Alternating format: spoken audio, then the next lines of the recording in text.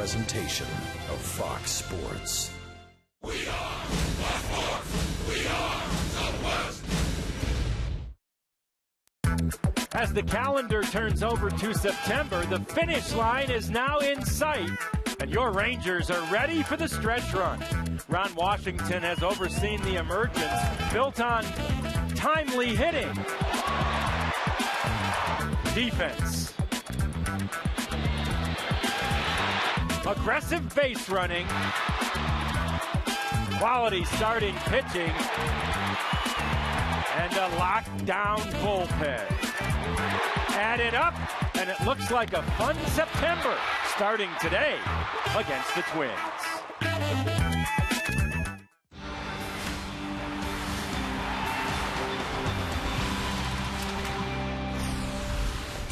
Welcome to Sunday afternoon baseball. Today it's the Texas Rangers taking on the Minnesota Twins in the rubber match of this three-game series.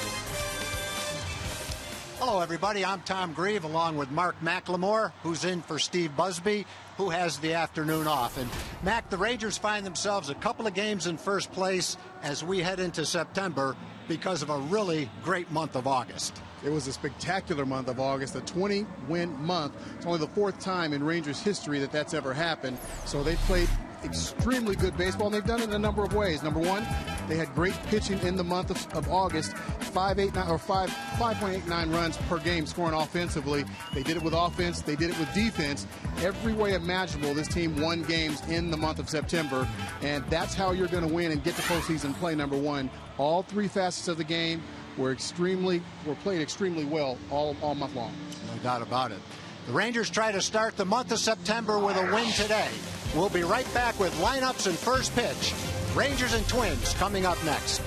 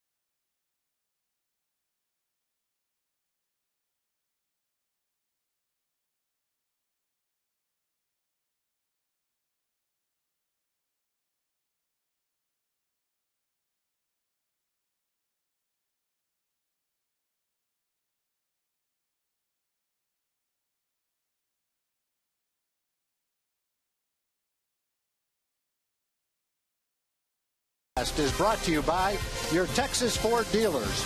Don't miss the Ford Summer Spectacular featuring blockbuster deals, now playing at your Best in Texas Ford dealer. by ATT Uverse TV. Check availability at 1-800-PIC-ATT. Rethink possible. And by a reminder from Budweiser. Great times are waiting. Designate a driver.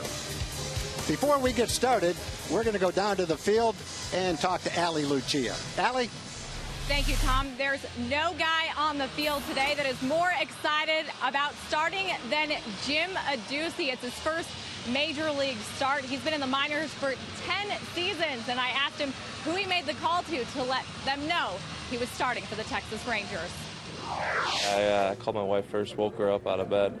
It was kind of funny, you know. She almost didn't believe me, so kind of half awake. But no, it was good. You know, I called my wife, and then I got to call my family and my friends, and you know, it was a good moment for me. And you know, it's been a long time, but well worth it. Adduci had 16 home runs this season in Round Rock, and he's really excited about the start today. Walsh said he wanted to give David Murphy the day off. Tom. All right, thanks, Allie. What a great day for Jim Adduci, getting his big league debut in his first day in the big leagues. Doesn't get much better than that on a sunny afternoon in a pennant race. Let's take a look at the Minnesota lineup for this afternoon's ball game. Leading off, new center fielder Alex Presley. Batting second, Darren Mastroianni in right field. Brian Dozier bats third at second base. The DH, Josh Willingham, followed by Trevor Plouffe, the third baseman. Chris Colabello at first base. Cleet Thomas in left field, batting eighth. Yasmil Pinto, and batting ninth, the shortstop, Doug Bernier. Travis Blackley is going to get the start tonight for the Rangers. His scouting reports 2-1 with a 4.8 ERA in 44 games this season. Just 2 starts for the Rangers, though. Had a great outing against Seattle. Went 6 innings, 5 hits, got his first victory, and he's held the opponent's batting average down to 196. All right, thanks for that progressive scouting report on Travis Blackley, who gets ready to throw the first pitch of the afternoon to Alex Presley. And the first pitch just a little bit outside for a ball. Big day for Alex Presley, too. He just got traded. He was with the Pittsburgh Pirates. Justin Morneau went to the Pirates. Alex Presley, along with a player to be named later, came to the Twins. And Presley leading off this afternoon. High for ball 2. Travis Blackley has had a couple of starts as a Ranger. The Rangers acquired him from Houston when Alexi Ogando had to go on the disabled list. He was on a pitch count, really hadn't been stretched out to start. Threw a little over 60 pitches in his first start. That got him through 4 innings. There's a strike. Then in his second start, he pitched really well. Mackey only threw 71 pitches, got through 6 innings. That was a pretty impressive outing for him, wasn't it? Very impressive. He was very economical with his pitches, and you know, I think the difference between that first and second start was just the fact that he was throwing quality strikes.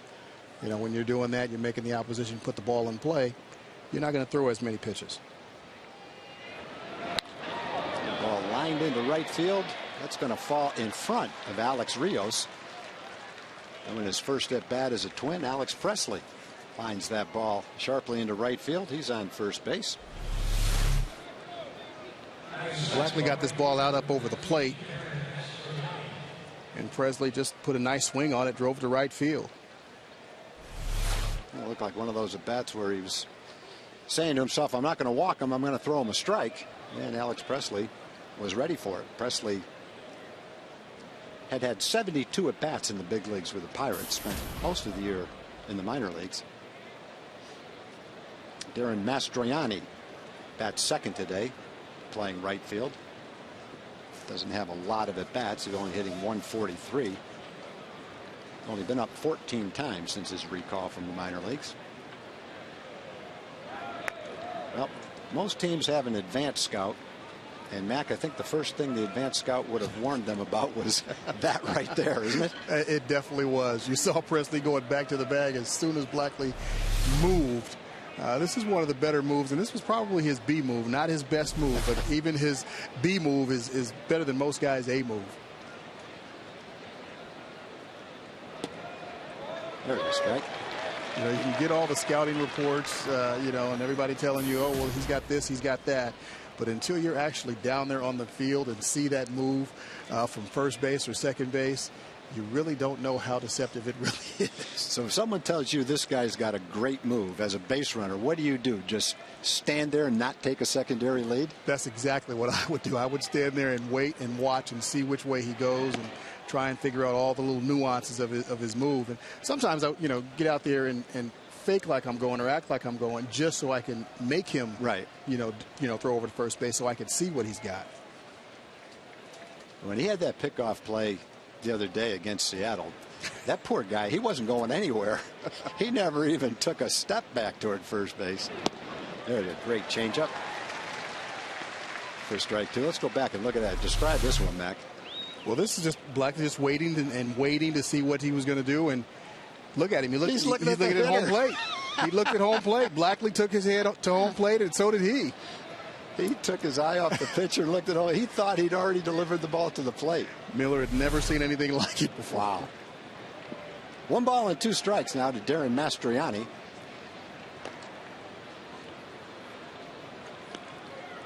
If you guess right, I guess you're okay. But if you guess wrong, you're definitely going to get picked off. You know, I'm not sure that you can really guess with him. He looks like he waits for the hitter to make it, you know, to make a commitment. Does he? And that's a guy that's really, really tough. A guy that can get up there and hang just a little bit or pause when he takes his leg up.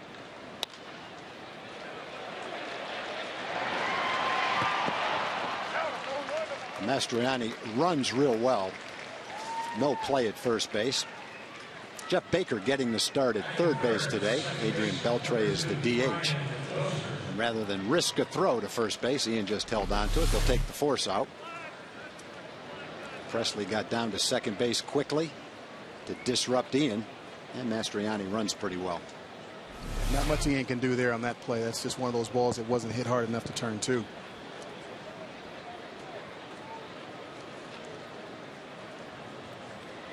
How many different ways, Mac, as a second baseman, do you have to be able to turn a double play? And do you go into it knowing what you're going to do, or do you wait and see what the runner's doing?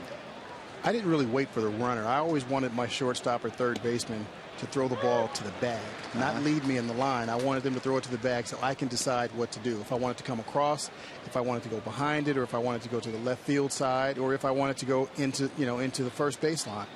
And so I just wanted them to throw the ball to the bag and let me decide. Right. And it really would just depend on who the runner is at first base. You know, sometimes you've got guys that can get down there and really do some things. The runner is on the move. He slid into second base. I don't know if he's going to be able to score or not. They're waving him home. Might have a play at the plate. The throw in time again. The Rangers pull off a relay play, and they get Mastriani at the plate. He's running on the play. Dozier lines it into left field. And, Mac, I'll let you describe what happened at second base. That's all Ian Kinsler. Kins put a deke on him and made him slide into second base, meaning he acted like the throw was coming through to second base on the steal, and that made him slide, and that's what enabled that play to come. You see Ian Kinsler turn the double, you know, pretend like he was turning the double play. That let Martin get the ball to center. Kins gets the relay throw, makes a perfect throw to home plate. But without Kinsler pretending to turn that double play, putting that deke on him, he scores standing up. Great play by Kins on both ends. And Ian, when he threw the ball, he had to throw the ball over Dozier, who was sliding into second base. He did. That's a tough play, and not very many second basemen can do that. Number one, to put that deke on and then have it work, and then be able to throw a runner out at home plate. Well, that's baseball at its best right there. You know, you come out to the ballpark and see a guy strike out 10, see a 400-foot home run. But those little intricacies of the game are fun to watch. One way you can see that is to be able to watch the replay on TV. It's a little more difficult at the ballpark. If your eye didn't pick that up, you miss a key part of that whole play. It doesn't happen if he doesn't put that deke on him, that's for sure. And you see guys, middle infielders, do it all the time. And as a base runner, your base coaches tell you, don't look at the infielders. Watch them. Don't look at the infielders, because that's exactly what will happen. If you're watching them, they're going to try and keep you there or even send you back to first base. So Josh Willingham is batting fourth, DHing today. Travis Blackley jumps ahead of him with that slider on the inside corner. No balls and 2 strikes. Dozier's at second. Rangers have 2 outs here.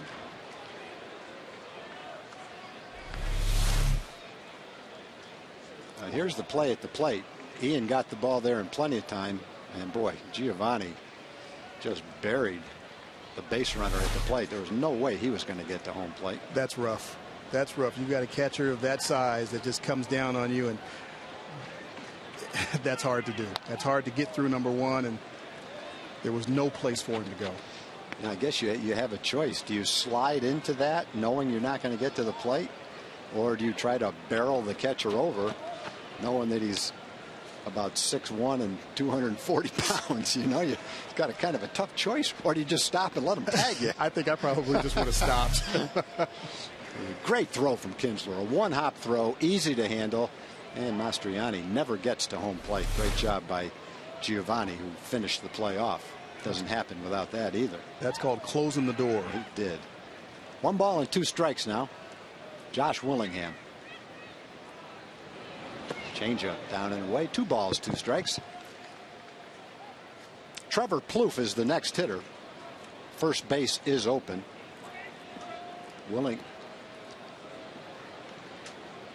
Take a look at today's umpires. Home plate, Marvin Hudson.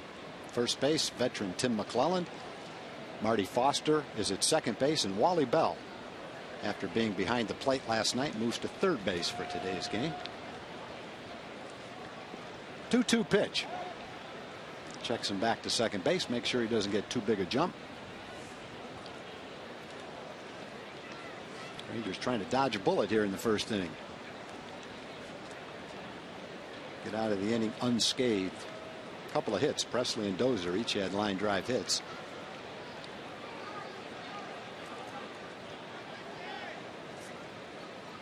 Two pitch. Swung and a miss. Strike 3. Good changeup from Travis Blackley. He pitches out of the jam. The Twins do get a couple of hits, but they're scoreless in their half of the first, and the Rangers coming up now.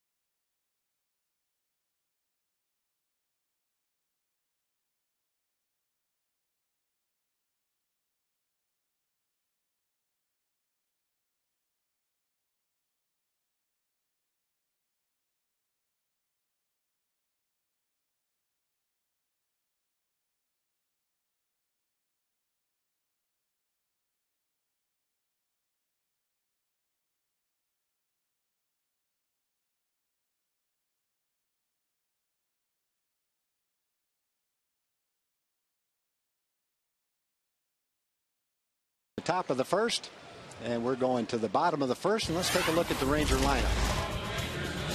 Brought to you by the Montron. Leading off, Leonis Martin had the game-winning hit last night. Jurickson Profar moves to the second spot in the order. Second baseman Ian Kinsler bats third. Adrian Beltre DHing today is fourth. Alex Rios, the right fielder, bats fifth. The newest Ranger, Jim Adducci, playing left field and batting sixth. Jeff Baker will play third base. Mitch Moreland plays first, and Giovanni Soto is the catcher. And Travis Blackley dodged a single and a double. Great relay play. And the first pitch to Leonis Martin is ball 1. Kevin Correa's got a report. 8-10 with a 4.32 ERA and 26 starts this year. 5.77 ERA on the road.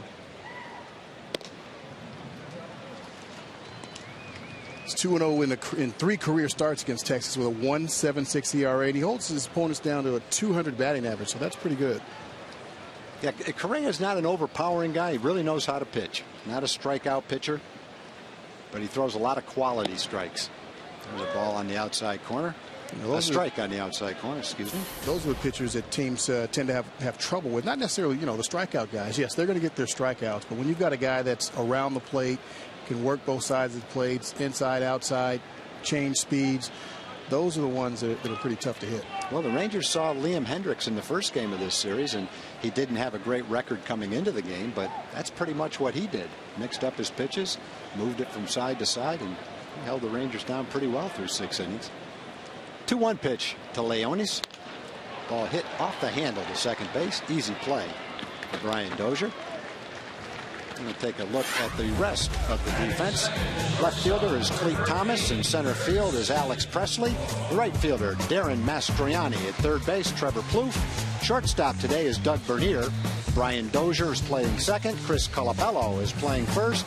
And the catcher for this afternoon's game, Yasmil Pinto, getting a start.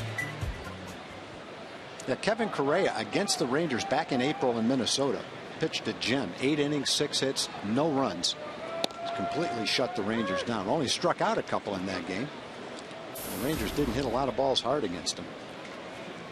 Jurickson Profar gets the start at shortstop today. We might mention that Elvis Andrus was not scheduled to play today. Lower back stiffness. Hoping to be able to play tomorrow in Oakland.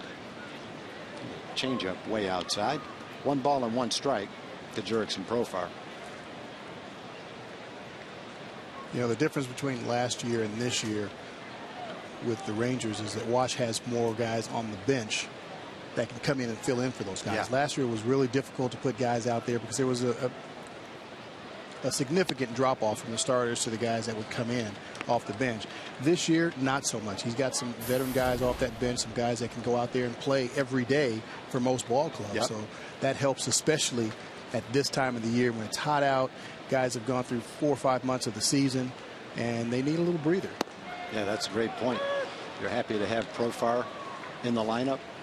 On the days where Craig Gentry doesn't play, you might have David Murphy on the bench. Vice versa, when David's playing, you might have Craig on the bench. So you've Jeff Baker. You've always got a good veteran guy coming off the bench. That's a great point. Pitch hit toward right field. Another nice play by Dozier. He's done that twice to Jurickson in this 3-game series. Dozier looking like a pretty nice player. Now he's playing good defense and a little bit of pop in his bat too. He does. He got a great jump on that ball. Stayed down low, went after it. Made a nice little slide, spin, and up and throw it. So that's a pretty good play. It's a lot harder than people realize, but he made it look easy. You see more and more infielders catch the ball with a slide. Is that to stop, to get up and throw?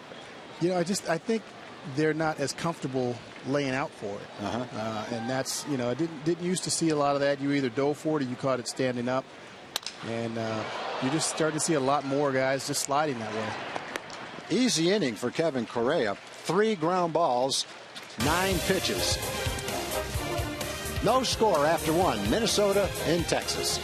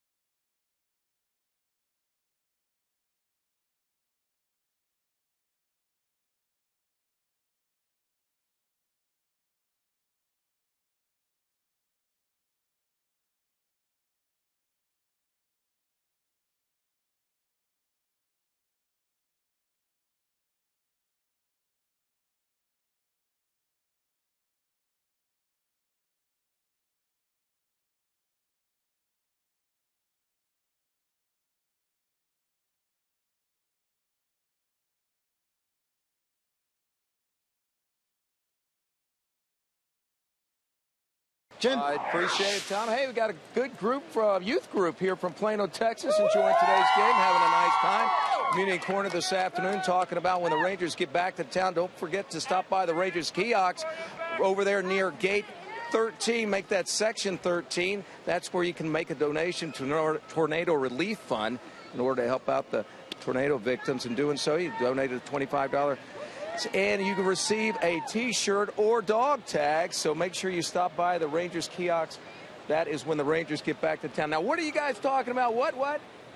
Now they're speechless. Now they're speechless, Tom. Okay. Thank you. Can't even talk around here. You guys are talking so much. Have a good time, guys. They're intimidated by you, Jim. No swing on the call down at first base. Trevor Plouffe, fifth batter in the lineup, third baseman today. Starts this at bat with a 2-0 count. Travis Blackley's thrown 18 pitches here in the second inning. Plouffe batting .233 with 12 home runs. Hard ground ball into left field. Twins swinging the bats pretty well so far. 5 hitters, 3 well hit balls for base hits. So far, Blackley hasn't been able to spot that fastball where he wants to. This one down the middle of the plate as well. Down in the zone a little bit, but still out over the middle of the plate, and that's not really where he wants to be right now, I'm sure. Well, Chris Colabello playing first base again today. Got the start in yesterday's ball game. 181. He's hit 4 home runs. Played 35 games for the Twins.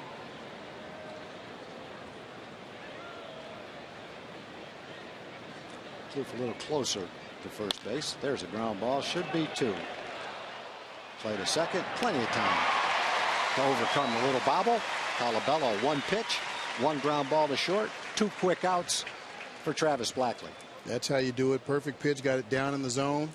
Colabello just nothing to do with it but hit it on the ground right there to Profar at short. Bobbled a little bit but stayed with it. Didn't panic. Gave Kins a nice flip. And Kins turns it over for 2. Well, that's a case of both infielders knowing the speed of the runners, knowing there was plenty of time, and making sure they take the time to make the play.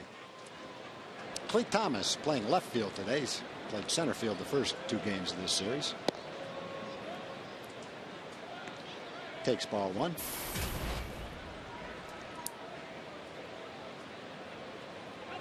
Travis started the season in spring training with Oakland. At the end of spring training, he was designated for assignment. Oakland worked out a deal. He was acquired by Houston early in April, then went on the disabled list immediately, came off on the 20th of April, and then pitched in relief, strictly relief for Houston before coming to the Rangers to start. Big curveball down and away, 2 balls and 1 strike. I think if you ask any pitcher, they prefer to start as opposed to coming out of the bullpen, obviously. And Blackley, having been in the bullpen with the Astros, now getting that opportunity to start here, I'm sure he's excited about it. And I think he's going to do well. He's gotten better with each start. Fastball catches the outside corner. Well, one good thing about him, Mac, is he's accustomed to starting in a pennant race because he was with Oakland last year. And you can go back to the 2nd of October last year. He beat the Rangers 3-1. That tied the A's with the Rangers right at the end of the season. So he pitched a big game under stressful conditions. Curveball down and away, 3 balls and 2 strikes. You know, and that's important, you know, to have a guy out there that's been through it, because when you're in a pennant race, every game, every play, every pitch is important. And if you've got a guy out there going through it for the first time, he can tend to get a little tight under that pressure. But knowing that a guy's been through it and performed well under those circumstances, you feel a lot more comfortable with a guy like that. 3-2 pitch, big curveball, drops in there for called strike 3. And that is the end of the second inning. A base hit, but a double play and a strikeout gets Travis out of the inning. And after an inning and a half, we are scoreless with the Rangers coming to bat.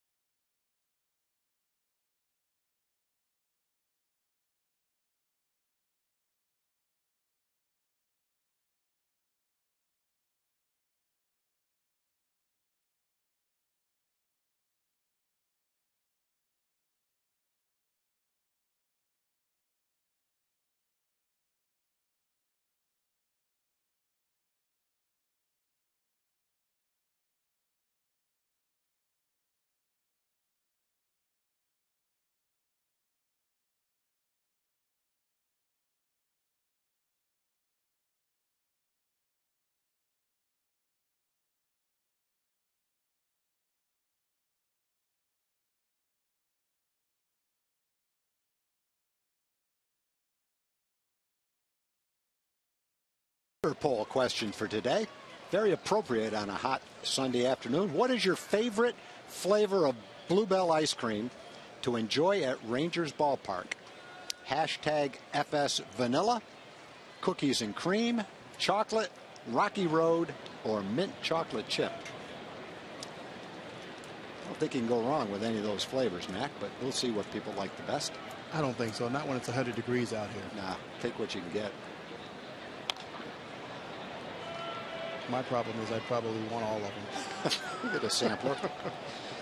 Hey, if they sell a 2-foot, 8-pound hot dog, I'm sure you can get a big dish of ice cream to kind of have for dessert. A gallon? Yeah. Get your hot dog. The boomstick comes with a very appropriate piece of luggage. And top it off with a 5-flavor sampler of Bluebell ice cream. Go home at 4:30, 5 o'clock, and sleep till tomorrow morning. Adrian Beltre, third in the league with a .326 batting average. 1 ball and 2 strikes. Kevin Correa on the mound had a very easy first inning. Slider hit to short, in the hole, long throw, in time. Good play by Doug Bernier. Adrian making a bid for a base hit. Almost got it over in the hole, not quite. Put some good wood on it, but didn't sneak it through this time. Bernier with a nice backhand play, gets his feet set. Nice strong throw across the diamond. Pedro Florimon has been playing shortstop for the Twins first 2 games of the series. Bernier getting the start today against a left-handed pitcher. A great start for Correa. It's 4 batters, 4 ground balls. And I guess when he's on his game, that's what he's doing, getting a lot of ground balls. He's pitched well in his last 4 starts. You wouldn't know it by his 1-loss record. He's 1-2, but his ERA is under 2 in his last 4 starts.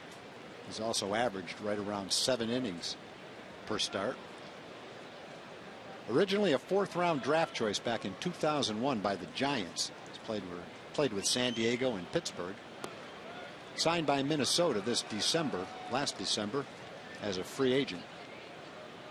And he's pretty much pitched exactly like Minnesota would have expected him to pitch based on what he's done the last 4 years.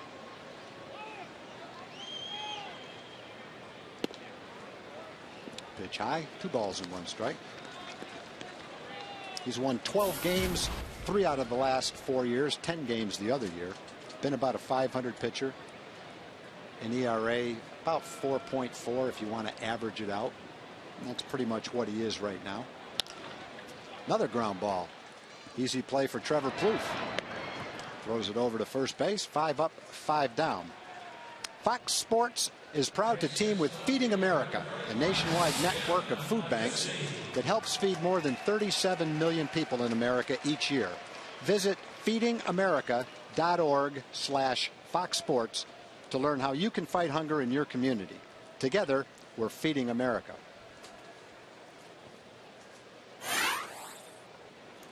So Jim Adducci, first major league at bat. Hits the ball in the left field for a base hit. Save that ball. What a feeling. Very nice. Nothing like going up there, getting the first pitch and hacking at it. Very nice at bat by Jim. First big league hit. First big league pitch. That's great. I hope his family all got here. You know, you're talking about a kid, 28 years old. He's had about 3,000 minor league at bats. That's a lot of minor league at bats. And I'm sure for Jim, there were some times where he wondered if he was going to get his chance, but he earned his chance. He hit almost 390 in August at Round Rock, earned the call up. And this is not just a token start. Rangers are in a pennant race. They're trying to win. He's in the lineup today because Wash thinks he's the best man for the job this afternoon against the Twins. And he's got a base hit to show for it. Yeah, usually when you get called up, you're not going to jump in there that first day unless they really think you can help. Yep. And that's exactly what Wash thinks. Well, when you're 28 years old and you've got that experience, and you've just got done for a month hitting 380, why not? Throw him in there. He's hot. The other thing that Jim can do is he can run the bases. He stole 32 bases in AAA. He's a good all-around player. Good defensive player. A good spring for the Rangers, too. Different circumstances, different year. He played well enough to make the ball club, really. Jeff Baker at no balls and 2 strikes against Kevin Correa. Ducci on the move. Another ground ball. Softly hit to third. Throw offline. But Colabello comes off the bag and makes the tag, and that's the 3rd out of the inning. The Rangers get a hit. First major league hit for Jim Ducci. After 2 innings, it's 0-0.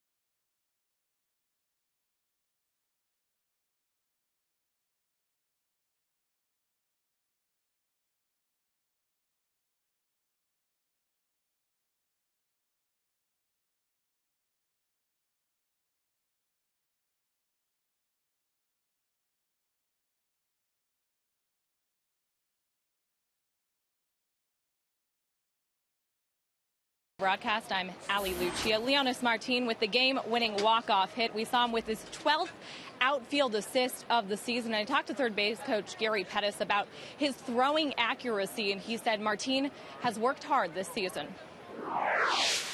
His arm is extremely strong, but the fact that he gets rid of the ball so quickly is probably the most surprising thing to me, because most guys that have an arm that strong, they take a little bit longer time to get rid of it because it's so powerful. And with that 12th outfield assist, he ties the Rangers' Ruben Sierra for the most outfield assists since 1991. Tom? Thank you, Allie. Yeah, it's remarkable watching him throw. You know, a lot of guys get a lot of outfield assists. You get an assist on a relay play. You get assist, throw out a guy at second. Left fielder throwing a guy out at third. But to see a center fielder make the throws to throw out players at the plate, Mac, you just don't see that. You really don't. That center fielder usually doesn't have an arm. He's just got legs and he can go get the ball and run it down. But to see a center fielder with an arm like that, that's few and far between. And I like seeing it. I can't remember the last guy in center field that had an arm like that. You know, and Josh Hamilton played center field for the Rangers, had a really strong arm, but never made the kind of throws that Martinez made. I've never seen anybody make those kind of throws. And it's not like they're right behind second base either. Some of those throws are out there all the way in the air. It's almost like the pitcher has thrown the ball to the plate instead of a center fielder 280 feet away. Right. Friday night he made a play going to left center field. And when you see an outfielder go left or right 5 to 10 steps, you're usually not going to throw anybody out anywhere. But he was still able to throw the runner out at home plate. And that's just something you just don't see a lot of. Yeah, it's really remarkable. So fans getting a chance to watch him throw in center field, don't take it for granted, because you can watch a lot of games and not see that again. Yosmil Pinto, the catcher today, at bat against Travis Blackley. 2 balls and 2 strikes. Good changeup on the ground. Nice easy play by Jurickson Profar. 1 up, 1 down. Both pitchers getting their share of ground balls. A lot of work keeping that defense engaged. Best way to do it, ground ball after ground ball. I know you won't give me a name, Mac, and I'm not asking you for a name, but did you ever play behind someone that was just impossible to play behind because they just took forever? Yes. I'll give you some. No, I'm just kidding. I'm not asking. Whoever it is might be listening today. We don't want to name any names. If they're listening and I played with them, they'll know I've said it to them before. They know who they are. Exactly. I had a couple of guys in Seattle that, umpires would come in and, they give that report to the managers. Hey, tell this guy to speed up. This was when they were really trying to enact all the speed up rules in baseball. Don't take too long getting out of the box. Yeah. And pitchers taking too much time on the mound. There were a couple of guys that, umpires would always tell Lou, hey, get that guy to speed up today, okay, would you? We don't want to slow this game down, but get him to speed up. And that would just kind of make them take even longer, actually. Nothing worse. There's a ball off the end of the bat. Profar in center field. Strong. Oh, nice play at first base. Nothing like a young kid with a great arm getting a chance to show it off right there. Beautiful thing, and he loves to do it too. And when you got it, you're going to definitely use it. And you can see him winding up when he was about to make that spin. I'm going to let this one loose. And he threw a bullet over to Mitch Moreland at first base. But this is a tough play because that ball's off the end of the bat, so it's tailing away from him. But he gets to it nicely and winds up and makes a very nice, strong throw across the diamond. Yeah, I'm never surprised when a kid with a great arm shows his arm off, but at the big league level, it's still somewhat surprising that you can go that far for a ball, spin all the way around, not even look at first base and throw a strike over to first base. That's just, I guess that's why they're big league infielders. That's it. So 2 up, 2 down quickly. Back to the top of the lineup, Alex Presley. Lined a base hit to right field his first time up, takes strike 1. All the way around. I guess he managed a quick glance to first base. I had one of the greatest shortstops or infielders ever tell me, you really don't need to look at first base. He said, because first base never moves. If you know, your body should already know where it's at. Exactly. Right? And that infielder was Ozzie Smith. Ozzie would take ground balls at shortstop and throw the ball over to first base and not look. Wow. And throw a strike pretty much every time. And it just amazed me watching him do that. And I said, how do you do that? He said, Mac, the base never moves. Well, he's not just a big leaguer, he's a Hall of Famer, so I guess that probably did come natural to him. That's a whole different level there. No balls, 2 strikes to Alex Presley. Change up. He swung at it and he missed it. The tag by Soto, so a great inning for Travis Blackley. 3 up, 3 down. After 2.5, the game remains scoreless.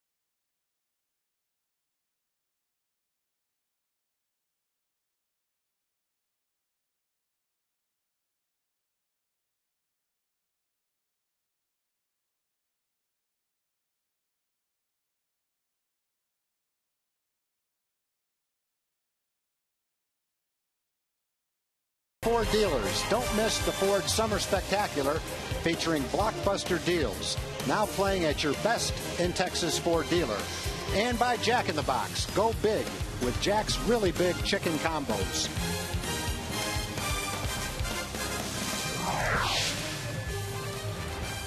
And we're going now to the bottom of the third inning. Rangers have had 1 hit. Twins have had 3. No one has scored yet, though. Kevin Correa has faced 7 hitters and given up 7 ground balls. 1 by Jim Adduci. Went into left field for a base hit. And the first pitch, a sinker to Mitch Moreland for strike 1. Mitch on the season, 243, said 20 home runs. Rangers looking to get on the board here first. Good tailing off-speed pitch. Looked like a changeup for strike 1. Twins pitchers have held the Rangers down. Starting pitching has been excellent. Liam Hendricks, the first day, 6 innings, gave up a couple of runs. He was just terrific in that ball game. Mike Pelfrey yesterday throwing 93 to 95 miles an hour with good movement on his pitch. Another strong start. Rangers lost the first game, close game, won the second game on a walk-off hit by Leonis Martin.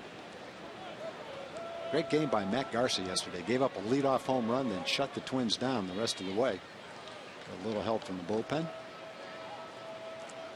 No balls and 2 strikes now to Mitch. Changeup, a little bit low. Ball 1. Correa has good control. He's only walked 2 batters per 9 innings. He's gotten a lot of double play grounders, 21 to be exact, tied for 6th in the major leagues. Has given up a few home runs, though. He's given up 21 home runs. Another changeup outside. When you're that ground ball pitcher, if you're not getting that ball down, you're usually leaving it out over the middle of the plate, and that's one reason he's given up so many home runs. Because if that sinker's not working, you're usually, when you hang it, you really hang it. They're definitely trying to throw Mitch down and away. Count is even, 2 balls and 2 strikes. Got a little cut fastball there. Inside part of the plate. Mitch just got a piece of it. You know, this is a guy I'd really like to see get going. He can definitely do some damage. And, you know, before he went on the disabled list, he was just crushing the baseball. All fields, hitting home runs to the opposite field, big hits in the gap. And then he pulled that hamstring and just hasn't gotten back to that point since then.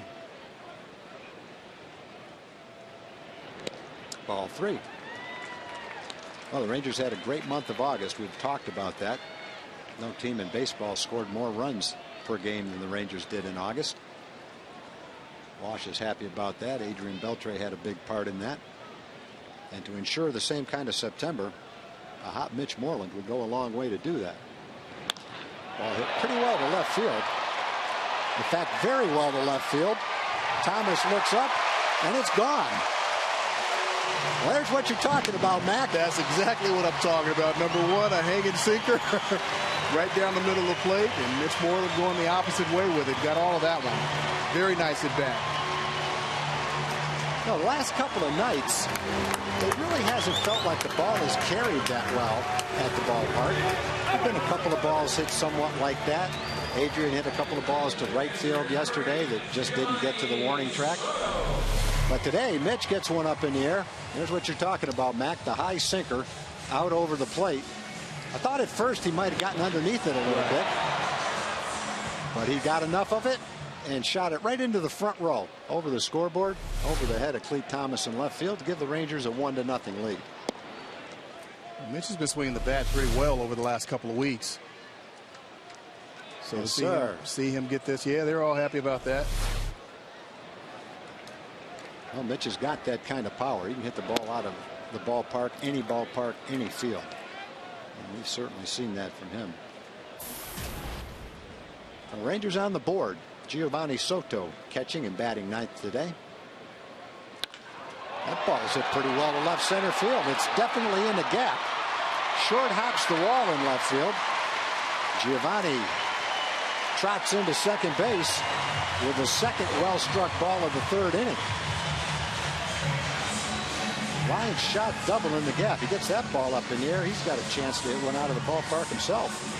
Soto doing a tremendous job, and people don't realize just how difficult it is, what he's doing. He gets a pitch down in the zone, little middle in, drives it into the left field gap. But for a guy who's playing pretty much once a week, it seems as though every time he gets in there, he's doing something offensively to help this ball club. Well, he's a professional, and while he's like any other player, would love to play every day, feels like he could play every day. He knows what his role is on the team, and he certainly makes the best out of it. Great guy to have as a backup catcher. A guy that accepts his role and a guy who plays like a starting catcher when you give him a chance to play. I mean, that's the big thing, Jag. Accepting that role, knowing that and feeling that, hey, I can start. I can start for pretty much any team in the big leagues. Yep. But accepting the role here of being that backup catcher and going out there and playing like he is that everyday catcher. Martin trying to bunt to move that runner over to third base.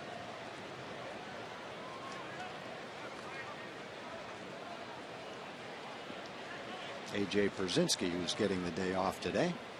A well-deserved day off. A.J. not 21 years old anymore, but you'd never know it by the playing time that he gets. He goes out there day game after a night game, 4, 5, 6 straight days. A.J.'s caught 107 games so far this year. Martin on the ground. It's fair. That will move Soto over to first base. So first attempt didn't do it. The bunt didn't do it, but that ground ball will move Soto over to third. And right now, let's take a Mazda game break with John Radigan. Thank you very much. It's the Orioles at the Yankees.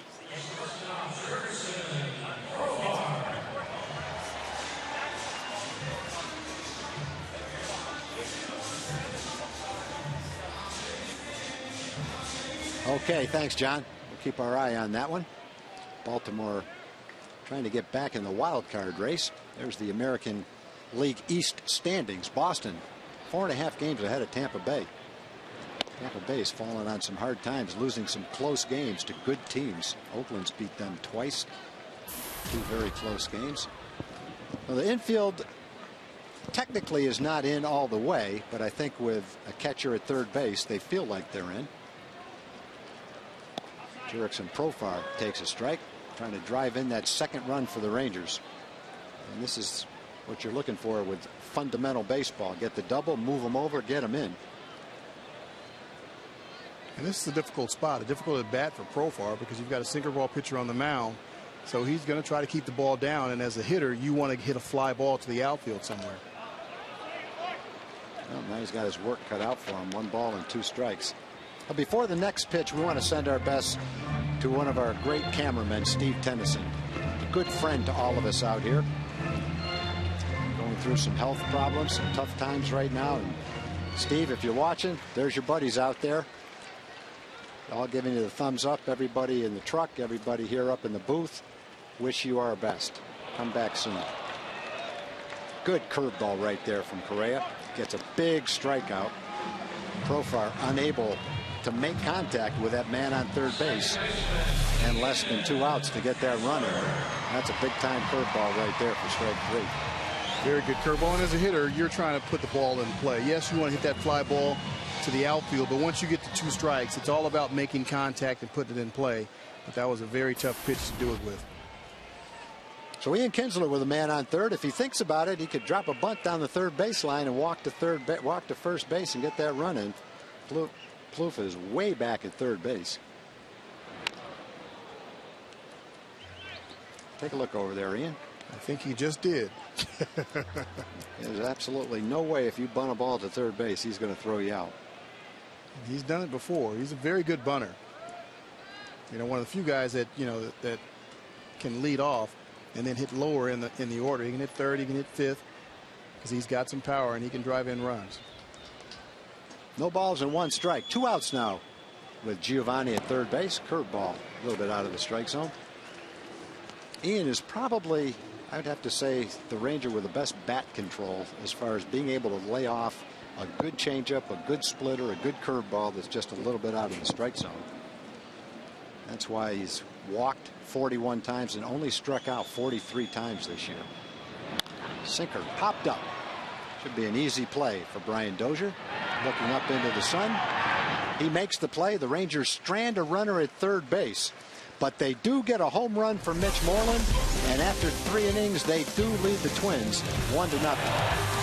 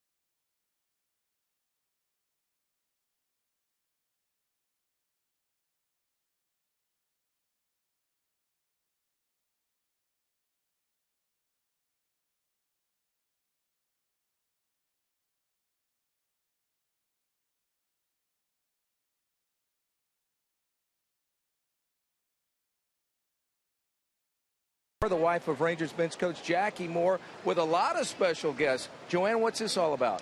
This is a Snowball Express event. We're here to honor the families and especially the children of our military fallen heroes.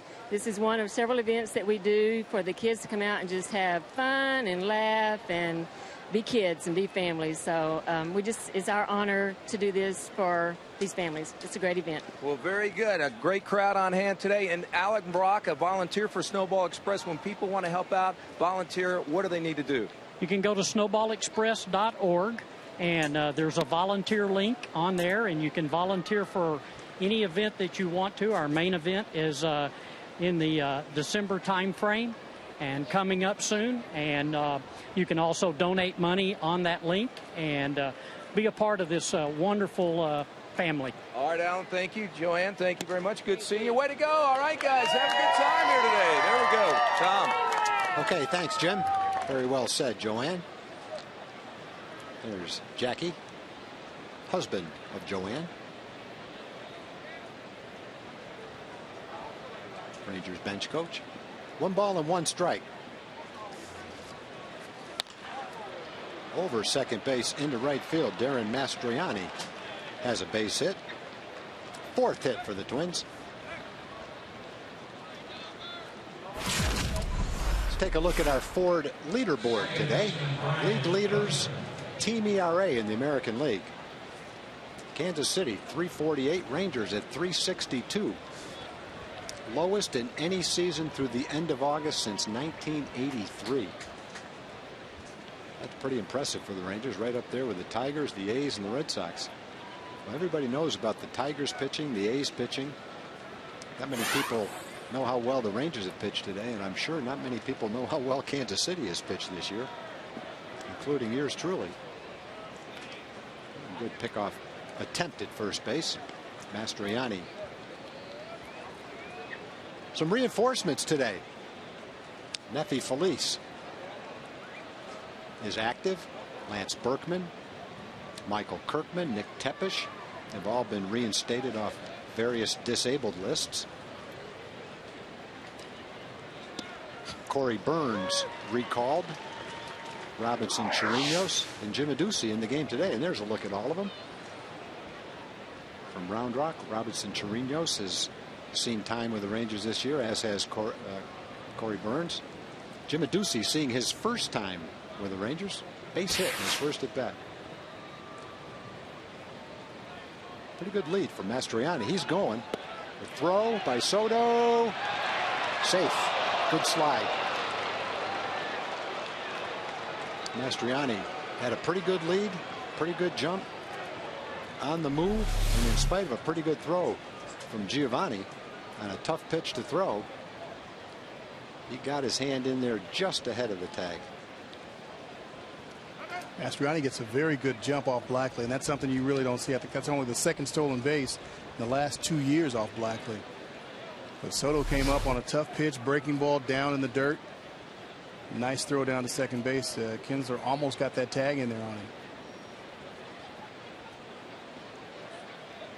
Good call by the second base umpire, Marty Foster, too. Close play.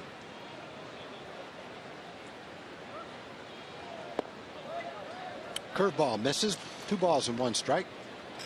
Brian Dozier doubled into the gap in left center field his first time up. A little different situation now with a man on second and nobody out. See if he tries to go to right field to move that runner to third base. With Joe Mauer out of the lineup, Justin Morneau traded. Just missed. Dozier, probably the guy with the most power in the lineup. Josh Willingham, of course, has been there before. Been hurt this year, only has 12 home runs. Yeah, pitch number 4. That was close. Could have gone Travis's way. Went Dozier's way. 3 balls and 1 strike now. Fastball pulled foul down the left field line. 3 balls and 2 strikes. Dozier has 15 home runs. That's the most home runs for a second baseman in the history of the Minnesota Twins. And only a couple of second basemen have more than 15 home runs and 48 extra base hits in the American League this year. So he's quietly having a pretty nice season. 3-2 pitch now from Travis Blackley. Fastball popped up. Should be an easy play. Mitch Moreland, I thought, was calling off Giovanni Soto. I didn't even know who caught the ball. Luckily, it didn't hit the ground, and Giovanni caught it. What happened there, Mac? Not a lot of communication there. You know, the fans weren't screaming. A lot of times you can be very, very close to each other and not hear that other one or hear anybody when they're screaming at the top of their lungs. But when it's quiet like that, you've just got to keep calling the ball.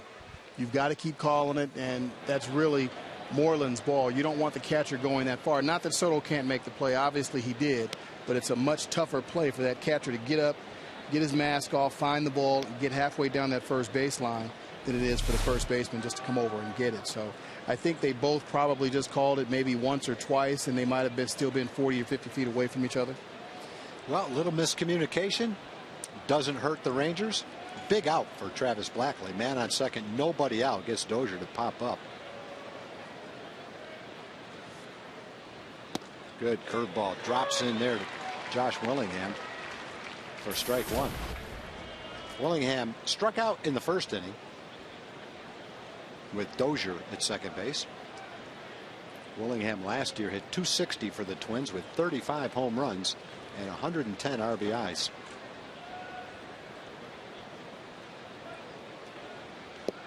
Great job by Soto blocking that ball, especially with 1 out. Keep that runner at second base. Ball gets away from him. You got a man on third and 1 out. Instead, that's pretty much a textbook picture of how a catcher should block a ball. Both knees on the ground, glove between the legs, shoulders square. You know, and what you see a lot of catchers try and do in that situation, you'll see them try to catch the ball. Soto wasn't trying to catch it. He just wanted to block it and keep it in front of him, and that's just like catching it, because that runner at second base doesn't advance to third base. Yeah, so many times, Mac, you see the guy try to catch it, goes off the side of his glove, and the guy does end up at third base. So 1 ball and 1 strike now to Josh Willingham. Another attempt. Boy, Mastriani, he wanted to go that time, but Soto did another nice job of blocking that ball in the dirt. Another one of those little things that doesn't show up in a box score, but in a close game can determine whether you win or lose. It's how well your catcher can do that. In this particular case, that extra base means a lot with one out.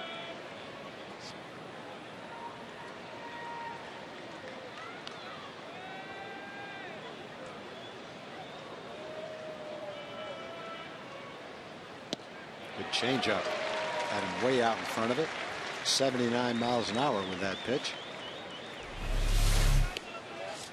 Kept it away from him. Definitely fooled him. Willingham has struck out 105 times. He's been up 325 times.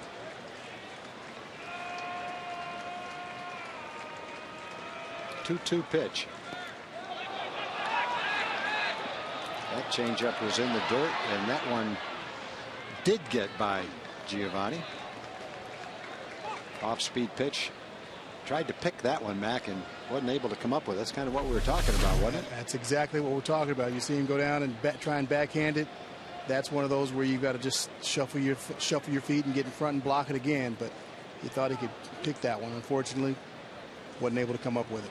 Now, the two before it were kind of textbook examples of how to block a ball. That one was what you were talking about. It's a little more dangerous when you try to backhand it if you don't catch it. And so now the infield's back. If Willingham can make contact on the ground, he's got to run.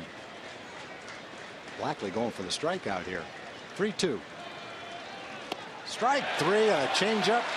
Second time he's thrown that exact same pitch. Second time Willingham has swung and missed at it. Willingham cannot hit that changeup. This is not just a regular changeup. This is a super slow changeup. It's slower than most guys' changeup. When you're throwing at 78, 79 miles an hour, that's pretty slow. Most guys, their changeup is right around 82, maybe 83. But 78, 79, that's super slow. Great pitch by Blackley. Yep, good pitching. Man on third, one out, get the strikeout. Now get Trevor Plouffe and you're out of the inning. At the same time, with a man on third, be careful of that ball in the dirt. Plouffe singled his first time up. Change up, down and away.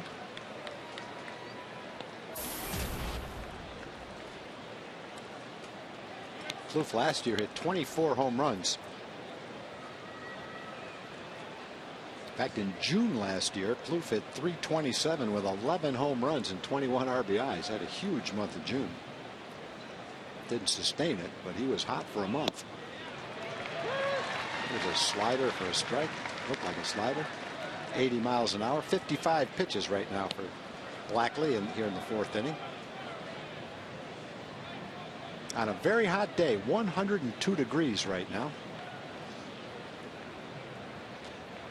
1-1 pitch. Curveball, a little bit high. Tried to bring it down into the strike zone. Didn't quite get it there.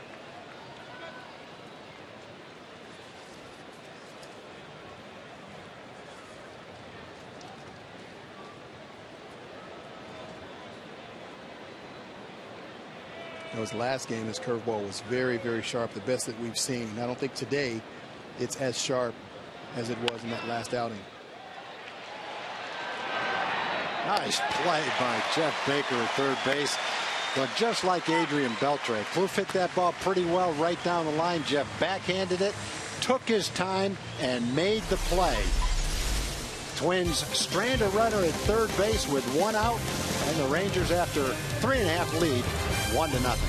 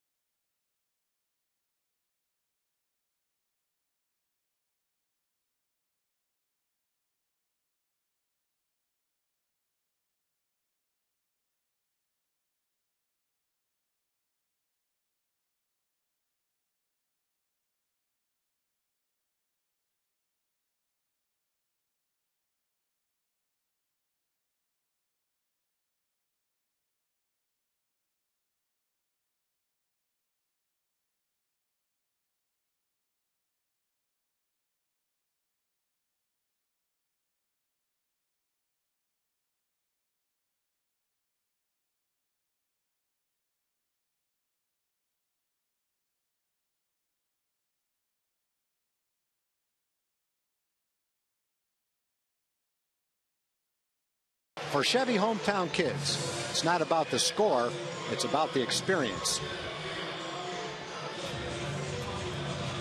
So good job of pitching by Travis Blackley. Got out of a man on third, 1-out situation. Nice play by Jeff Baker to turn the last ground ball down the line into an out. The Rangers maintain a 1-0 lead, and they head to the bottom of the fourth with Adrian Beltre leading off. Fastball at 91 miles an hour inside. Got a couple of birthdays that we'll get to this inning.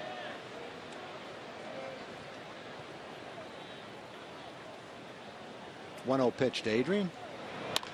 Ripped in the hole, blocked by the third baseman to the shortstop.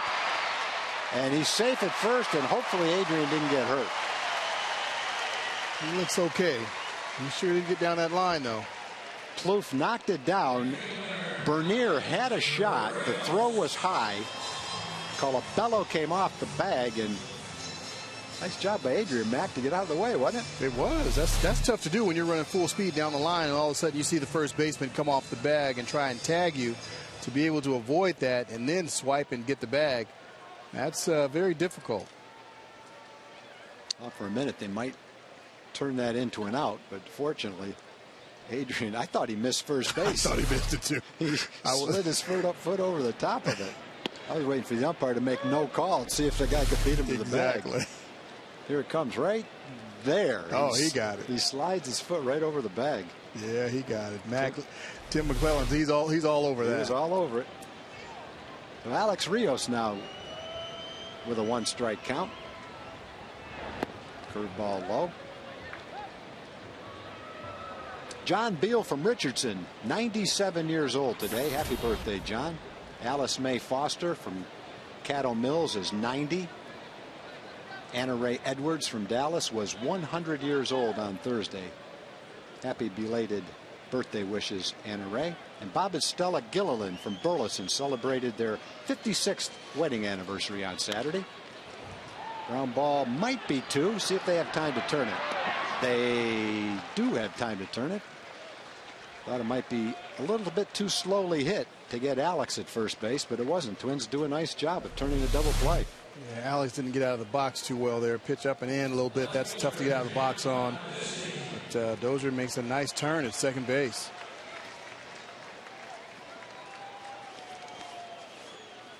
Well, the Twins have been among the league leaders turning double plays. Boy, that's a nice job by Dozier at second base.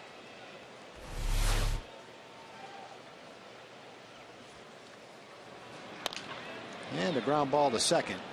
Ducey has seen 2 pitches, has a base hit and a ground ball to second. So after the leadoff single by Adrian, the Rangers go quickly.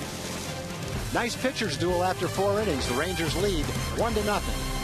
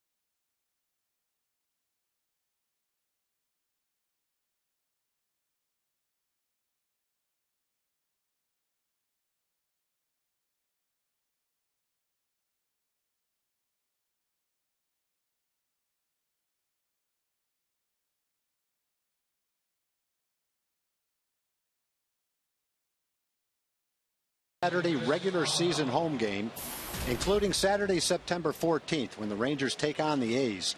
Sections 201 through 208 become the Kia K-Zone.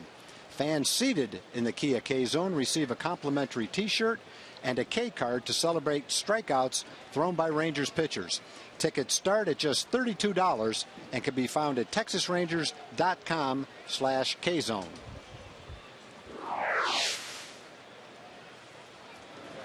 So as we head to the 5th inning, the Rangers lead 1-0. Both teams have had 4 hits. And Chris Colabello leads off for the Twins. Well, when you're behind home plate, that should be about an every inning opportunity with a Ranger trainer to stay cool. It's 102 degrees. And any way the umpires can stay cool, especially the home plate umpire, boy, you've got to take advantage of that. Big curveball misses. You know, for a lot of people that don't realize, home plate umpires really aren't built that way. They've got a lot of gear on under that shirt right there. Shoulder pads, chest protector. So Marvin Hudson's not quite that big.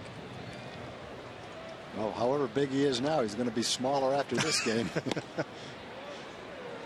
Fastball, changeup, I mean, just misses. Colabello, we talked about him last night. He played 7 years in the Canadian American League for Worcester, Massachusetts. That's his hometown. He went to Milford High School in Worcester. My part of Massachusetts says Worcester. Their part says Worcester. So 7 years in an independent league.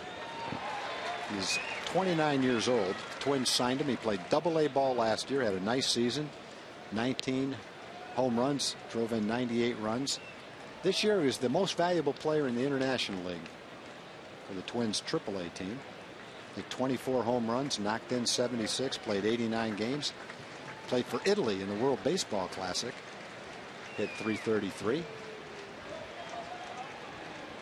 And I'm sure there was many times playing in his hometown, playing independent league baseball, kind of a summer league profession for him.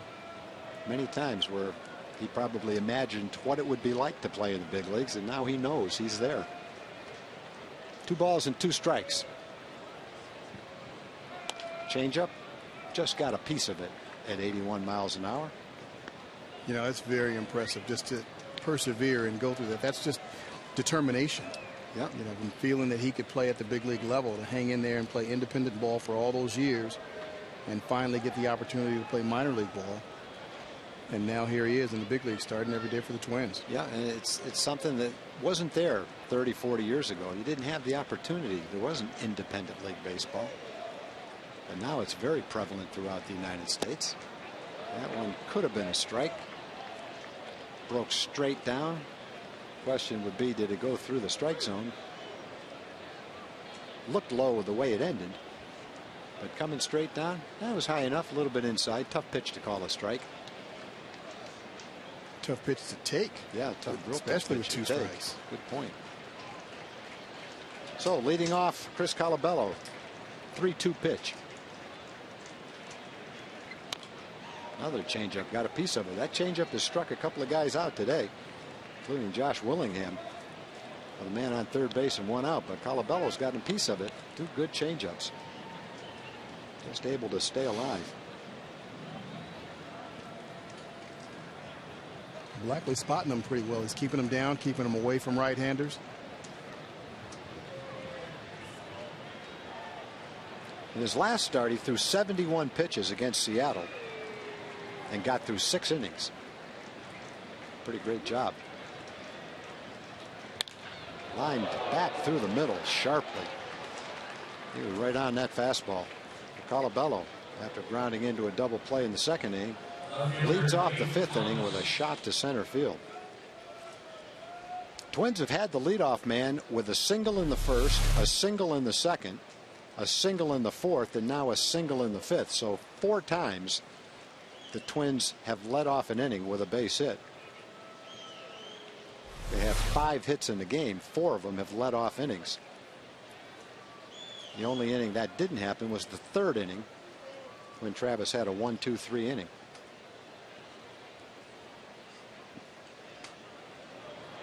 Cleat Thomas struck out on a curveball the first time up. Takes a fastball down and away.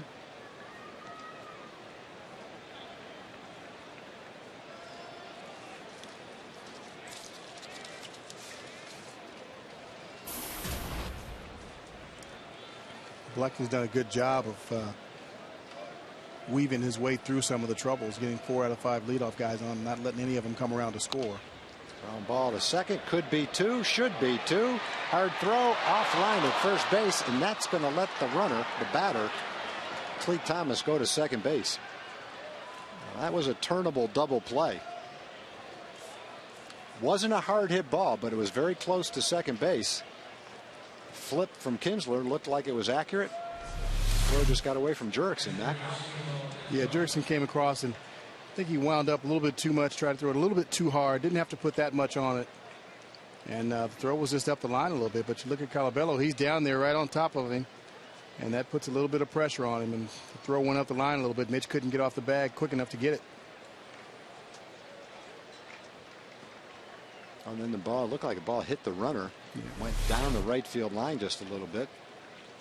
So in addition to not turning the double play, Thomas ends up at second base. And Thomas got down the line pretty well. As you said, Matt, Colabello got down the line, trying to disrupt the play at second base. What looked like an easy double play turns into 1 out and a man on second base. Yasmil Pinto at the plate now. He grounded out to shortstop his first time up. He had a good year in AAA this year. Hit .308 with 14 home runs.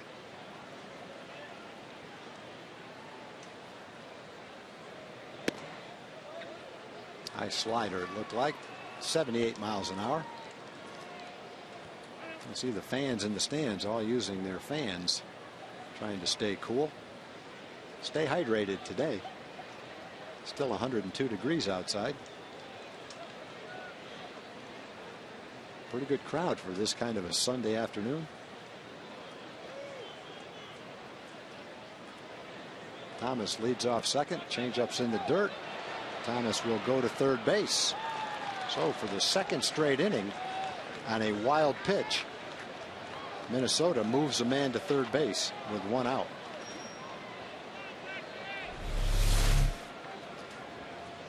Tough pitch. Soto tried to get down and block it, but sometimes it kicks up and there's not much you can do about it as a catcher. You get down there, you do all the things right, but sometimes it'll hit that dirt and kick off to the side a little bit. Remember, there's some spin on that ball, so when it hits the ground, it's going to kick usually left or right, and that time it kicked a little bit too much to the right, so Soto wasn't able to keep it in front of him. Well, Blackley pitched out of the jam last inning. See if he can do it now. Ball 3. Now, walk is not the end of the world.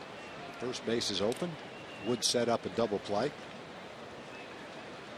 Infield's back. 3 balls and no strikes now to Pinto, who may or may not have the green light to swing here. Twins down 1-0. Trying to move that man home with 1 out. See the outfield alignment shading a little bit toward right field.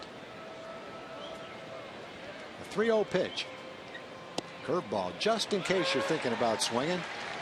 It's not going to be a fastball. Dropped it in for a strike. Not a bad idea with first base open. Don't take a chance on laying a fastball in there to him.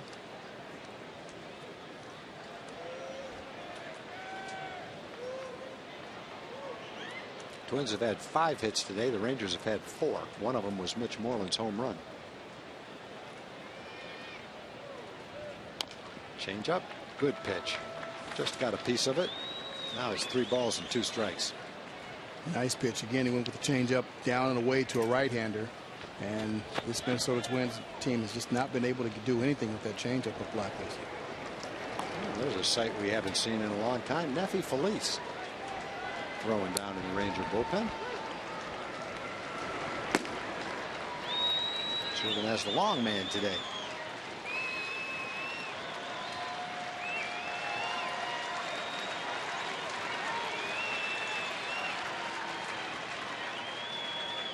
Pinto steps out, regroup. Blackley thinking. Giovanni looking for the call that's going to get the out right here. Get the out and leave the man at third base. Big curveball, lined fair down the left field line. That's going to be a double. That curveball hung belt high and out over the plate. And even though you might be fooled on a curveball, when it stays up there, you still get a piece of it, and he did.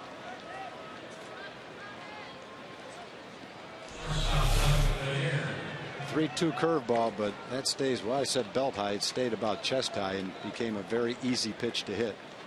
Yeah, if he gets that ball down, it's probably a ground ball to third base, and that probably holds the runner at third base, but it was too high in the zone. Pinto snuck it down the left field corner for a double and an RBI.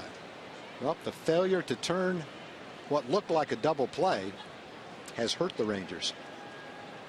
Double drives in a run and makes it a 1-1 ball game. Trying to keep it right there now with a man on second. Fastball up and away. 74 pitches for Blackley, 44 strikes, 30 balls.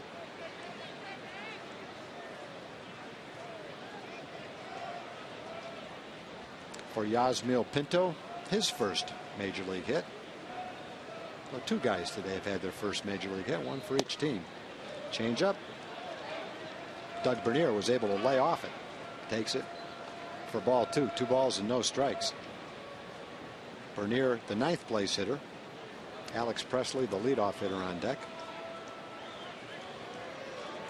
Travis Blackley from Melbourne, Australia. 30 years old. Trying to work out of a jam right here. There's a fastball for a strike. 2 balls and 1 strike now. Check our pitch count by inning. Nothing alarming there. 4th inning was 19 pitches. 5th inning, 19 pitches right now with 1 out. 2-1 pitch. Doug Bernier pops it up straight back. 2 balls and 2 strikes now. Nice play in the stands. Bernier grounded out to short his first time. He too spent most of the year in AAA. He was a .295 hitter in AAA.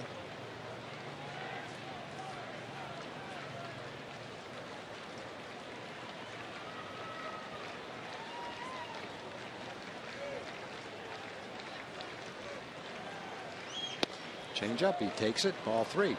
Twins have at least 5 guys in their lineup who have spent significant time this year at AAA. The only guys that have been here the whole year: Brian Dozier, the second baseman, Josh Willingham, the DH, Trevor Plouffe, the third baseman. And Clee Thomas has spent most of the time here as a utility player. 3-2 pitch now to Doug Bernier. Changeup, just barely got a piece of it. Good pitch. And that pitch has struck out a couple of guys today. Colabello led off the inning with a single. He fouled that pitch off a couple of times before his base hit.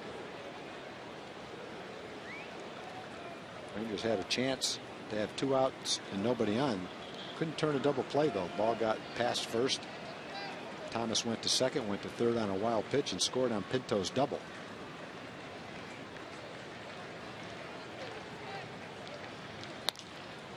Popped up down the right field line. Could be trouble. No one can get there. The ball hits in fair territory, bounces into the stands for a ground rule double that will score Pinto from second base. A pretty good pitch. Blackley gets Bernier to pop it up. Unfortunately, Ian couldn't get to it, and Alex Rios in right field couldn't get to it. It drops in. A lot of spin on it. Into the stands for a ground rule double. Well, Rios ran a long way to get over there. He was shading the right field anyway, but still had a long way to go. With that right-hander up and hits a fly ball down the line like that, that ball has a tendency to tail towards the stands, and it just looked like it just kept going away from Rios. And just couldn't get there.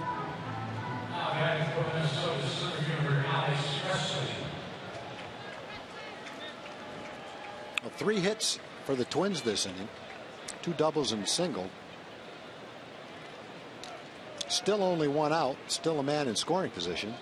Back to the top of the lineup, Alex Presley. Presley played 29 games with the Pirates this year. Hit .264 in 72 at bats. Just came over to the Twins in the Justin Morneau trade.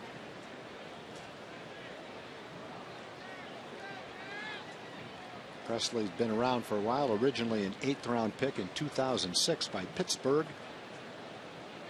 out of the University of Mississippi.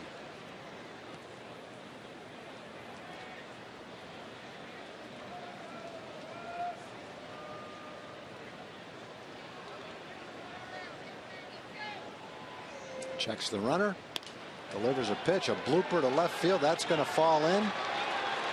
Bernier is going to score easily. Adducci's throw goes to second.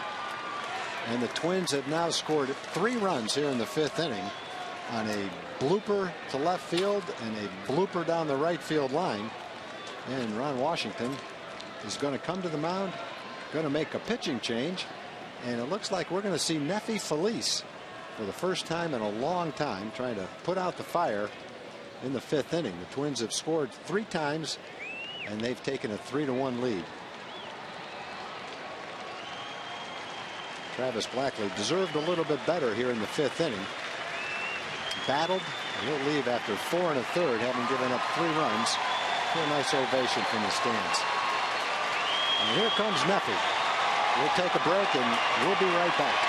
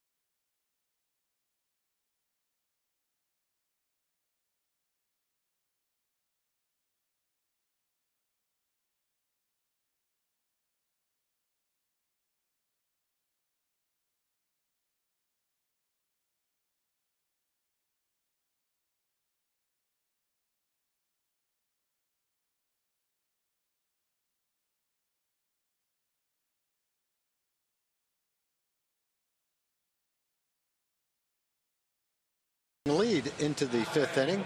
Unfortunately, the Twins have scored 3 times. They have a man on first base, and Nefi Felice will get his first time back on the mound in a long time. Ranger fans gave him a very nice ovation. Great to have him back. Last pitched in relief back in April of last year against the Yankees. He's gone through a long rehab after the surgery. Had a number of rehab outings. He pitched very well in those rehab outings. Pitched a couple of innings. Got his fastball up in the 92 to 94 mile-an-hour range. Got to feel great for him to be back. I know the fans are happy to see him back. And the first pitch at 93 miles an hour. A little bit outside for ball 1. Well, I know he's definitely happy to be back. When you're out that long, you're just chomping at the bit to get back. You're feeling healthy. You're feeling fine. You want to get out there, especially when your team is, in a pennant race. You want to get out there and you want to help.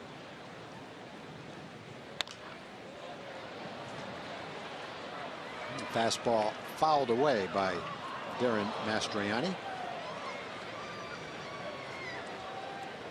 A little blooper down the right field line, went for a ground rule double by Doug Bernier, and then Alex Presley, a little jam shot over third base, drove in the 3rd run. 3 runs, but he definitely wasn't hit very hard.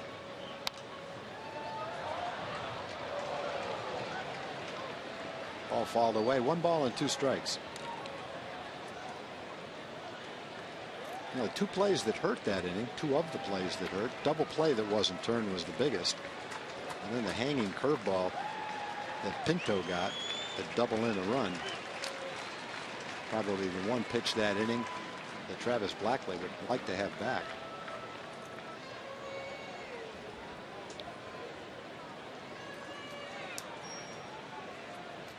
He didn't get through the 5th inning, but he threw the ball pretty well today.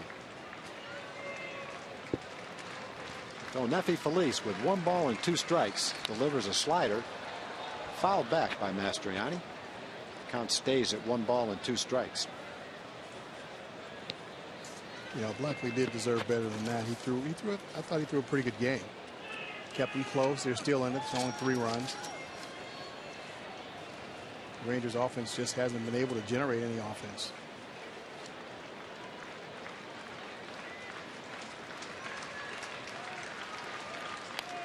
Good fastball fouled back. Nefi had 10 2/3 shutout innings in 8 rehab outings. He walked a couple and struck out 9. Started out with the Arizona League, the rookies. Then went to AAA. Had 6 games, 8 2/3 innings in AAA. So he's healthy and ready to go. Slider misses. Throw to second. Nice throw by Giovanni. Presley out stealing. Rangers getting out on the bases. Had a hard time getting that second out. Nice to see an out right there. Great throw by Giovanni. Very Slider nice. away. Very nice throw. Soto comes up. Tough pitch to throw it on. Ball tailing away from him, but he was able to handle it and get it down to second base and get Presley by a step. Oh, 2 outs now. Nobody on. 3 in for the Twins. They lead 3-1. Top of the 5th. Curveball just missed his elbow.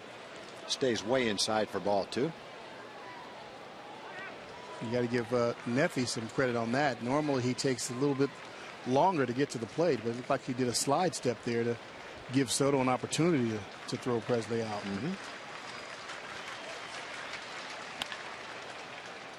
Fouled off down the left field line. Mentioned that Nefi last pitched in relief April 25th last year against the Yankees. He had Tommy John ligament replacement surgery on August 1st of 2012. So it's been about 13 months, about the right timetable. Changeup, and that's going to get strike 3 right there. He fooled Mastriani, caught him looking. Nefi Felice comes in and finishes off the 5th inning, but not before the Twins get 4 hits and score 3 runs and take a 3-1 lead as we head to the bottom of the 5th.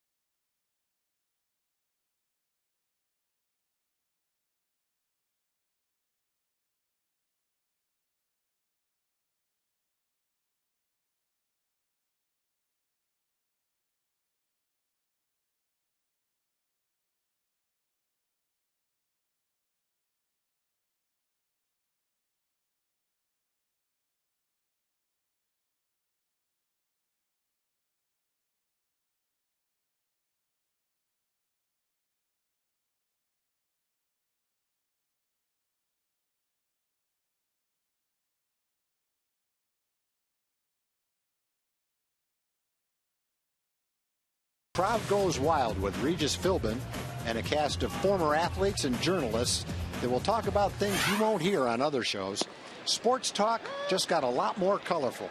Crowd Goes Wild, weekdays at 4 p.m. Central on Fox Sports 1. Oh, the Rangers trying to get something going. They've had a home run by Mitch Moreland for their only run. Trying to get a rally going. Hard smash to second by by Jeff Baker. Dozier stays with it and makes a very nice play. Now as Neffy gets back to the dugout, now the Ranger players expressing how happy they are to see him back. Fans gave him a great ovation when he came into the game. Yeah, you got to love that. You know, the guys know exactly what Neffy's been through over the last couple of years, just watching him rehab and not being able to get into a ball game. And now all that has come to a head, and he's back in there. So they're very happy to see him. Oh, it's one more good arm for the Ranger bullpen. Now, Mitch Moreland hit the home run to left field his last time up. That's all the Rangers have. They had a double by Soto, got to third with one out. Rangers could not get Soto in. Other than that, they have not done much against Kevin Correa. Good changeup. Who's pitching very well against the Rangers for the second time this year. Back on April 28th in Minnesota, he went 8 innings, 6 hits, didn't give up a run to the Rangers. He's following it up with another good outing today. Rangers have had a hard time against him. They've had a hard time against Twins pitching in this series, period. They lost 3-2 and they won 2-1. The Twin starters have done an excellent job holding down the Ranger hitters. Rangers came into this series hot, scoring a lot of runs in August. They've been shut down by Minnesota.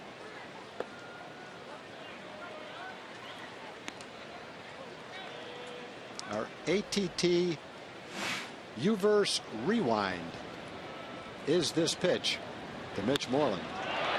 Out over the plate, hit high to left field, front row, home run. Only run for the Rangers so far today. Good breaking ball down out of the strike zone, got Mitch to chase. He is strikeout number 2 for Kevin Correa so far today. Again, Correa is not a big strikeout guy. Both strikeouts have come on the same pitch. One to Profar, one to Mitch. Big curveball down and out of the strike zone. Both hitters have swung at a pitch that was not a strike. Profar's came with a man on third base and only one out. Giovanni lined a double, short hop the wall in deep left center field.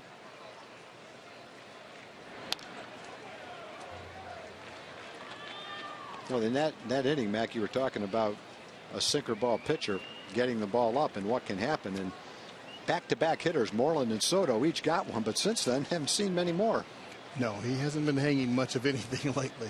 He's not these last couple of innings anyway. He's been keeping it down, spotting his pitches, staying on the outside part of the plate, going inside to show.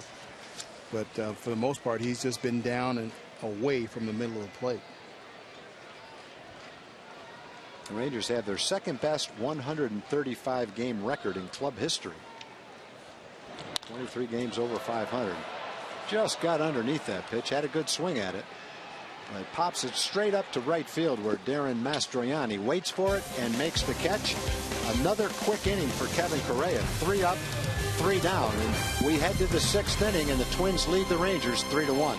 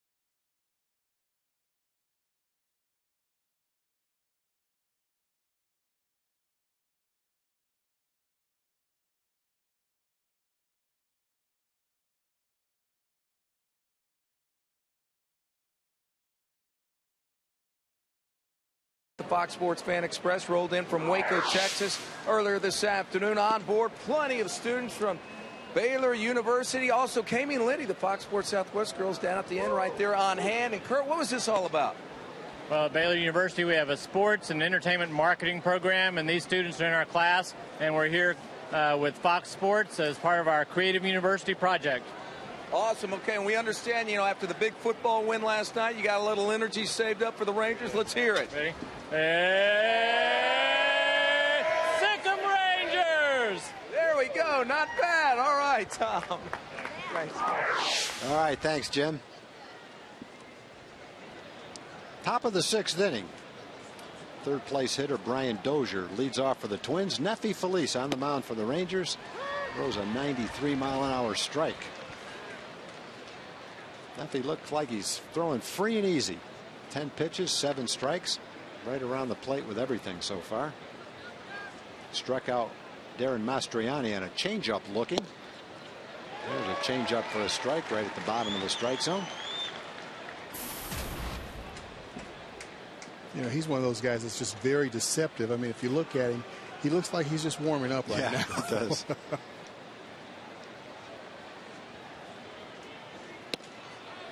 The Lextra on that one, 95 miles an hour.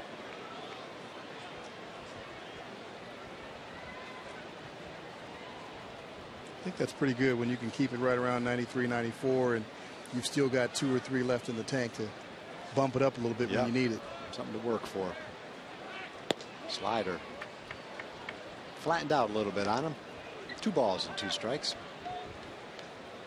Dozier is doubled and popped up to the catcher in foul territory.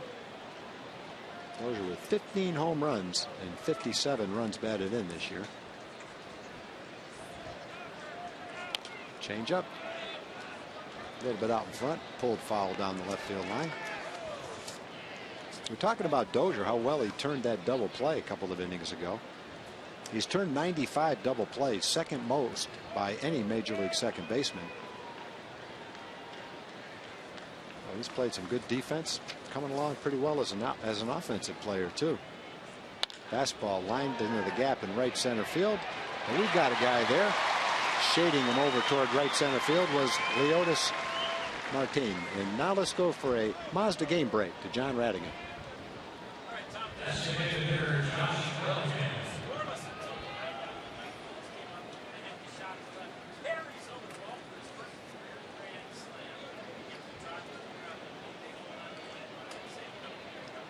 Wow. Cleveland needed to win against the Tigers. Tigers had their number. Tigers came into today with an 8.5 game lead in the American League Central against Cleveland. Strike 1 to Josh Willingham. Josh has struck out twice against Travis Blackley. Once with man in scoring position. Fastball away, fouled back. Neffy pumping in a lot of strikes. That's what you want to see from him coming into the game. You want him to go out there, get ahead of hitters, throw quality strikes, and that's exactly what he's doing.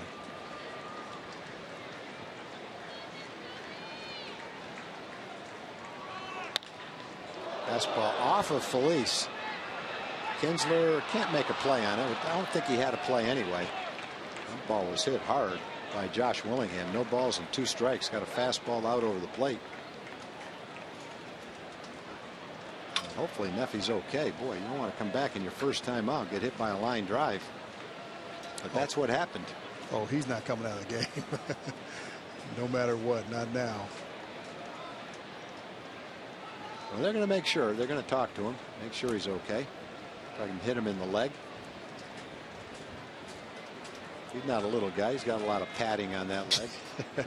You're right. He's not coming out for that. All muscle right there. A well hit ball. Fastball. Pretty good pitch to hit. Hit him right in the upper part of the right leg. Glanced off him toward Ian, but not hard enough for Ian to have a play. Willingham's at first with 1 out. Trevor Plouffe is the hitter from Minnesota. Plouffe is singled in the 2nd inning, grounded out to 3rd in the 4th inning.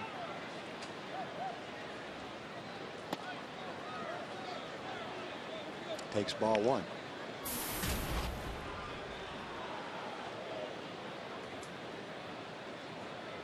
Rangers with a great month of August. In the last 33 days, they've gained 8 games in the standings on Oakland. Rangers right now, coming into the games today, have a 2-game lead on Oakland. Oakland's been playing some pretty good baseball, though. They went into Detroit and almost swept the Tigers in a 4-game series. Took a comeback and a home run by Torrey Hunter to keep that from being a 4-game sweep. Beat David Price last night. They've beaten Tampa Bay the last 2 days. They've won 5 out of 6 against the Tigers and Tampa Bay, and a part of their schedule that was looked at as a real tough part of their schedule. The ball fall right off the top of the mask.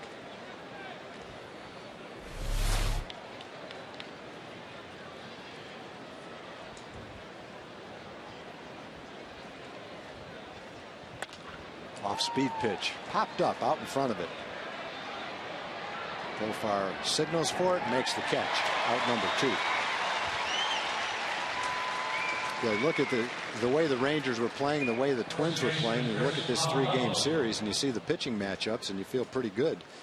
Feel like the Rangers have an opportunity to win 3 games, especially the first game. You've got Yu Darvish on the mound. Youngster Liam Hendricks on the mound from Minnesota. Darvish is throwing great. Liam Hendricks has not been throwing all that well. Yet the Twins come out on top 3-2. Yeah, you look at that at the beginning of the series and you say, okay, Darvish, he's been very dominating. And then even through the first 6 innings, no hitter. Yeah. So you really think, okay, we've got a really good chance to win this first ball game. And all of a sudden, 2 pitches, no hitters gone and the lead. Turned it right around. So the Rangers, who had been scoring over a month as well as any team in baseball, have come up empty trying to score against the Twins. Only scored 4 runs total in the first 2 games. They've only got 1 run today off Kevin Correa. And Neffy trying to get out of the inning. Chris Colabello led off the 5th inning with a base hit. That led off a 3-run inning. Take strike 2 from Neffy. Popped that one up at 96 miles an hour, so he's getting warmed up now. 24 pitches, 17 strikes for Neffy. No balls and 2 strikes, 2 outs here in the 6th inning. 3-1 Twins.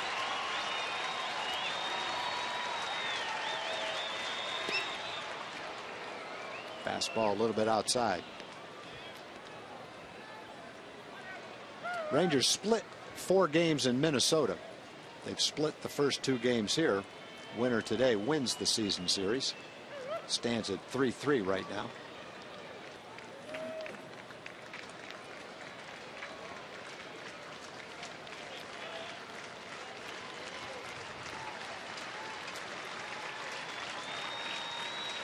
Slider, did he? Yes, he did. Couldn't check his swing. Colabello strikes out to end the 6th inning. Neffy gives up an infield hit. The Twins go down without a run, but they lead after 5 1/2, 3-1.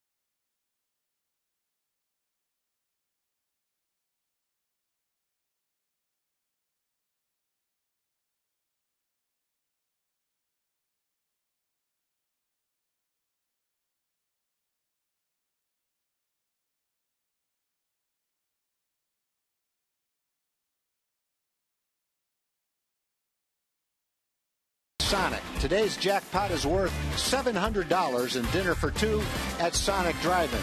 Today the Rangers are hitting for Billie Jean Stubbs from Corsicana. If a Ranger hits a grand slam during this inning, Billie Jean Stubbs from Corsicana will win $25,000. You can register at any participating Sonic restaurant. Well, be a good inning for a Sonic slam, that's for sure. Rangers trail 3-1. They have the top of the lineup. Leonis Martin leading off. Looks to bunt. Third baseman playing way in at third. First baseman Chris Colabello playing way in at first. So it would take a perfect bunt under those circumstances. You can see where Trevor Plouffe is starting off at third base. Nice game for Kevin Correa so far. Rangers have 4 hits and only 1 run.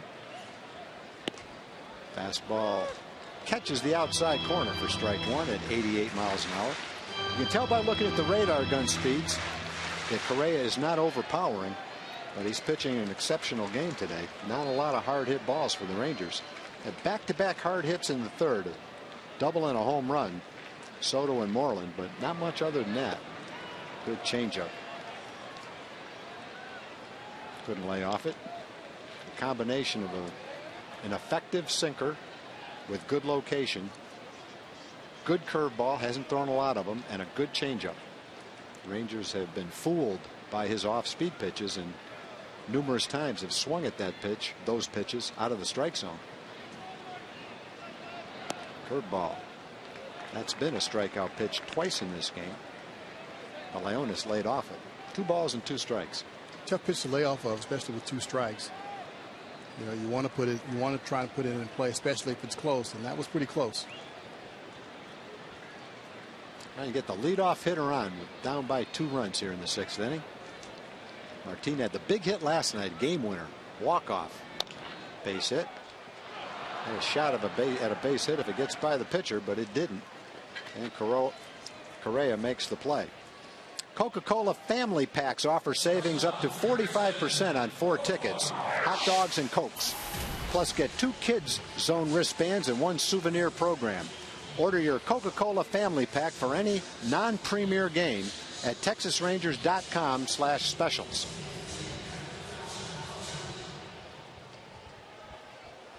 Oh, many times today the outs have been softly hit ground balls, which tells you Correa is locating his pitches well, pitching a nice ball game. Have to give him credit. He is. It's tough to time those pitches. Curveball, changeup, occasional fastball.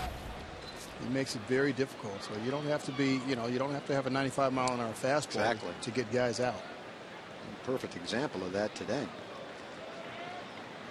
And talked about Correa in his last start. He pitched a very good game in Kansas City. He had a no decision, but he pitched a game just like today. 7 innings, 6 hits, no runs, struck out 7. There's his pitch count by inning. Only 1 high pitch count. That was the 3rd inning.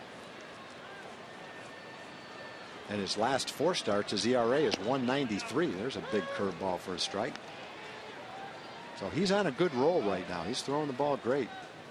12-11, 4.21 ERA last year for Pittsburgh. 12-11 the year before. 10-10 and 12-11 the years before that. He's 8-10 so far this year. There's a line drive to center field, but it's going to be caught. Alex Presley got a read on it. The ball hung up for him. So 2 up, 2 down for the Rangers in the 6th inning. Yeah, it looks like he's making up for his last outing. His last outing to a career high 118 pitches. Yeah. Today he's only got 67, and we're 2 outs into the 6th inning. So being very economical today. That's pretty impressive.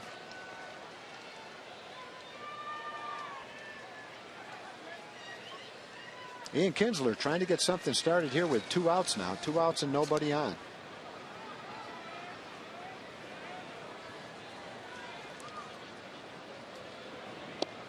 Curveball catches the inside corner.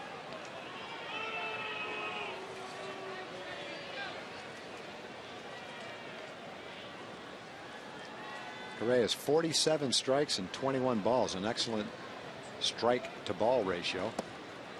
Fastball down and away. Ian is grounded out to shortstop, popped up to second base.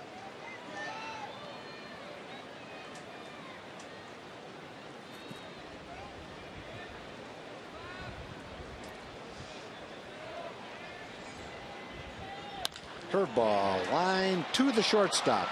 Not hit all that hard. Bernier got a good jump on it. Speared it going toward his left. And it's 3 up, 3 down for the Rangers after 6. Minnesota 3, Texas 1.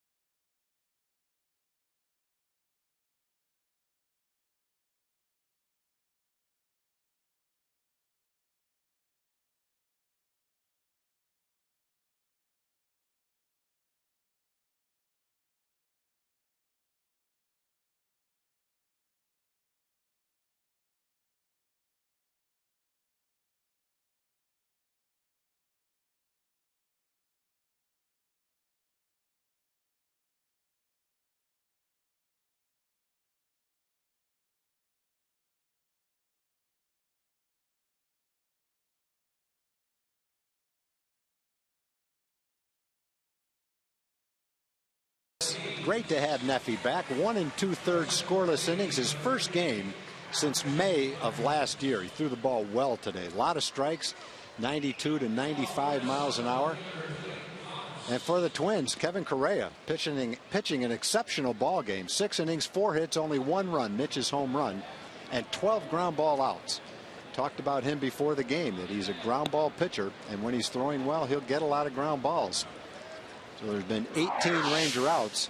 12 have come on ground balls, a couple on strikeouts. And now Joseph Ortiz back with the Rangers for his 3rd or 4th stint with the team this year. Been in 25 games. Pitched pretty well. Got off to a great start. Struggled a little bit. But still a valuable part of the Ranger future. Very confident left-hander who can come in and throw strikes.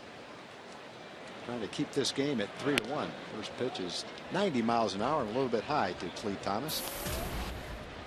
You know, I like what he was able to do. Joseph, you know, got off to a great start, then struggled a little bit, but he made the adjustments when he came back, and now he's back pitching the way he was early in the season. A soft line drive and almost fooled Profar. Didn't want to catch that on a hop. It would have been a base hit. Sawed him off, jammed him, and Profar made the play. It's a part of the order that hurt the Rangers in the 5th inning. Thomas got on a fielder's choice at a ground ball to second that looked like a double play. But Jurickson's throw was offline and by Mitch at first base. So instead of a double play, it was 1 out and a man on second. And then Pinto got a hanging curveball and doubled, and Bernier and Presley hit little bloopers. Next thing you know, the Twins had 3 runs. Oh, a good changeup. Excellent changeup. Pinto way out in front of it. No balls and 2 strikes. Mac, one thing you like about Joseph Ortiz, he doesn't mess around. You may beat him, but it's going to happen quick. He's coming right after you. Yep. That's impressive. You get a guy coming out of the bullpen. He's just being very aggressive, throwing strikes, going right after the hitter, saying, hey, here's my best stuff. Let's see what you can do with it. You know, earlier in the year when he made the ball club, a lot of people that have watched Ranger baseball for a long time said he reminded them of Eddie Guardado. And, you know, every time you see him, you think of Eddie. Good pitch. Another changeup. Swing and a miss. That's a strikeout. Phil Pinto, 3 straight changeups. Got him to offer at 2 of them and missed 2 of them. And he strikes him out. He's got the same attitude as Eddie Guardado on the mound. Gotta love him. He really does. Well, both of them kind of short and stocky. Neither one of them has what you would call dominating stuff. But the way their body language looks and the way they go after you, it looks like they're throwing 100 miles an hour in their mind. And that can be half the battle sometimes. Fastball popped up. Is anyone going to be able to get to it? Yes. Alex Rios is there. Ball hangs up. So 3 up, 3 down for the Twins.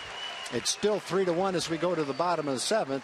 But first, we're going to stay for God Bless America. And now, ladies and gentlemen, we ask that you please rise as we pause to honor the men and women of our armed services, both at home and around the world. Today, we invite you to join in singing God Bless America with Master Sergeant Erica Stevens. God bless America, land that I love. Stand beside her and guide her through the night with a light from above. From the mountains to the prairies, to the oceans, wide with foam. God bless America, my home, sweet home. God bless America, my home, sweet home.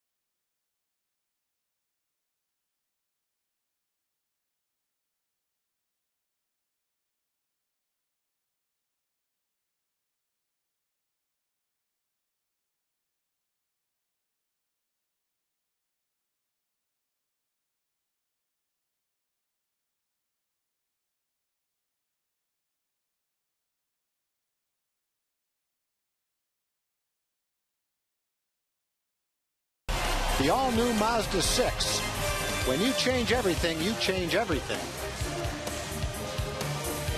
The Rangers are trying to change something here in the 7th inning, and that's the score. They trail 3-1. Kevin Correa has been outstanding for Minnesota. 6 innings, only given up 1 run. Thrown a minimal amount of pitches, only 70. And the first pitch to Adrian Beltre is launched to left, but unfortunately got underneath it a little bit. And it's an easy out for Cleat Thomas. Let's go for a Mazda game break to John Radigan. John?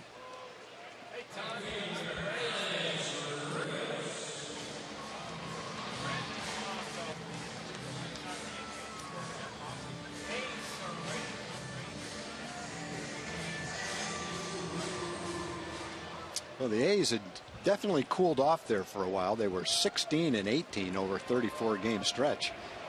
Then they went into Detroit and won 3 out of 4 and got a chance to sweep Tampa Bay. Boy, winning 6 out of 7 against those 2 teams, that'll get you back on track.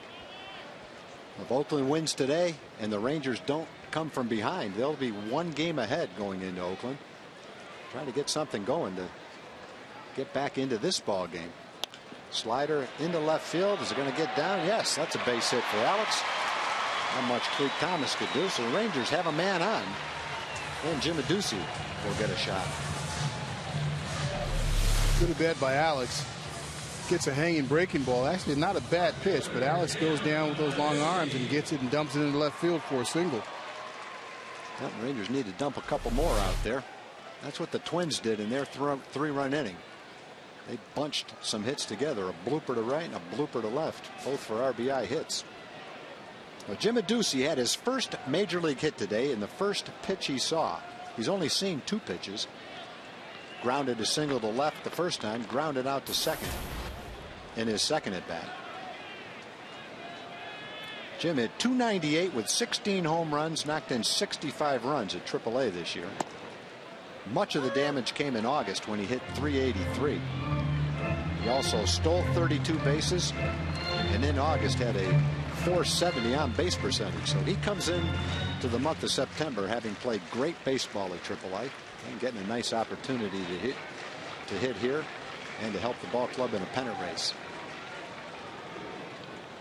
Runners on the move. The throw to second, not in time. Rios, man, stole that ball, stole that base easy, Mac.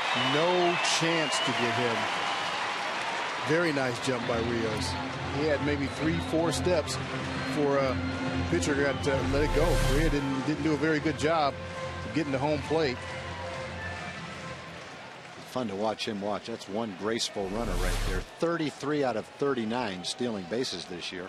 And that takes away the double play. And for a guy like Correa, who's already had 12 ground ball outs, that's a big part of his game, getting the double play grounder.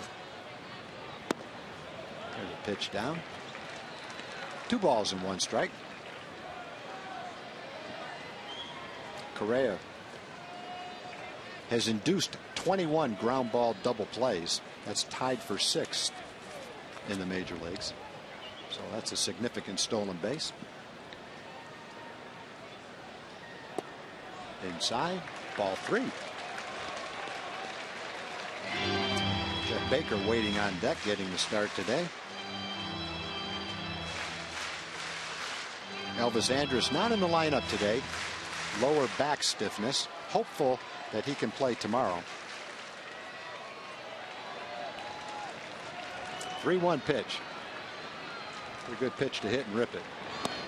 That's ball 4. Good eye by Jim. Correa been around the plate all day long. First walk of the day here in the 7th inning. Maybe that's a good sign. Tried to hit his spot. Good job by Adducci, though. Mackey laid off those tough pitches. Very good at bat. Didn't go, didn't offer at any of Correa's pitches. And what I mean by that is Correa was throwing a couple pitches off the plate, just a little bit off the plate, tried to get him to induce a ground ball. But Adducci just kept watching and waiting for his pitch, especially after those first 2 at-bats. We only saw 1 pitch each. Right. So to get in there his 3rd at-bat and be a little bit more patient, great at-bat. Well, visit at the mound. I'm sure discussing how Correa feels. It's been 102 degrees for the whole game today. Sun's been out all day. Tough day. Probably toughest on the home plate umpire. That's Marvin Hudson, no doubt about it. Tough on both catchers. Players get to come into the dugout and cool off. It's also tough on the fans sitting in the sun all day long, especially the ones down the left field line. But that's baseball in the daytime in Texas. That's what you deal with. Well, Jeff Baker looking for a big hit. Ground ball, that could be 2. It will be 2. Dozier turns it. 1 pitch. Easy ground ball double play. The Rangers get a little something going in the 7th, but the double play ends it. After 7, they still trail 3-1.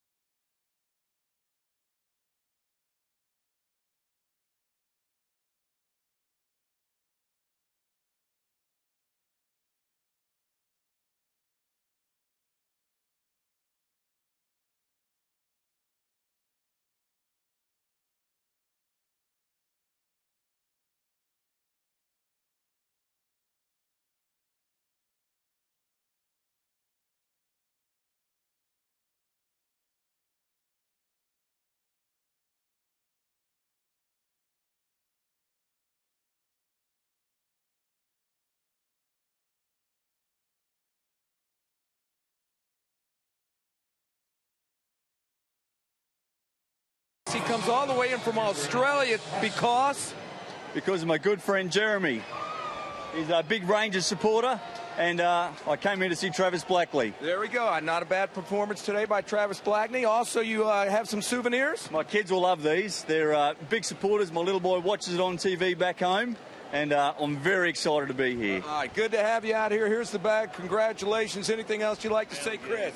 Oh, mate, I'm very excited to be here. My wife's up in the club there, and I'm just pumped to be here. Thank you so much. There you go. Good day, mate. Have a good one. Enjoying the Rangers rest of the game. Hopefully we'll get a win for you tonight. Yeah. That's one time Jim says, "Good day, mate," and no one looks at him. That's what they say in Australia. All right, Jim, thanks. Nice to see fans from all over the world enjoying baseball here in Texas. Ground ball into left field for a base hit.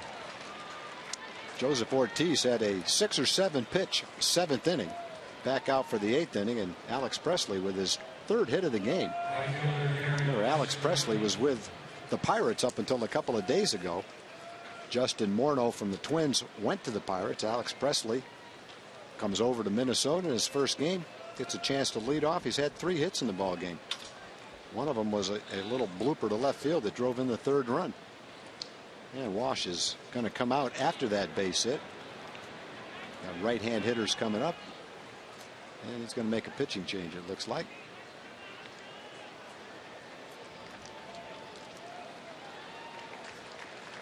Ortiz went back out for the 8th inning to face the left-hand hitter.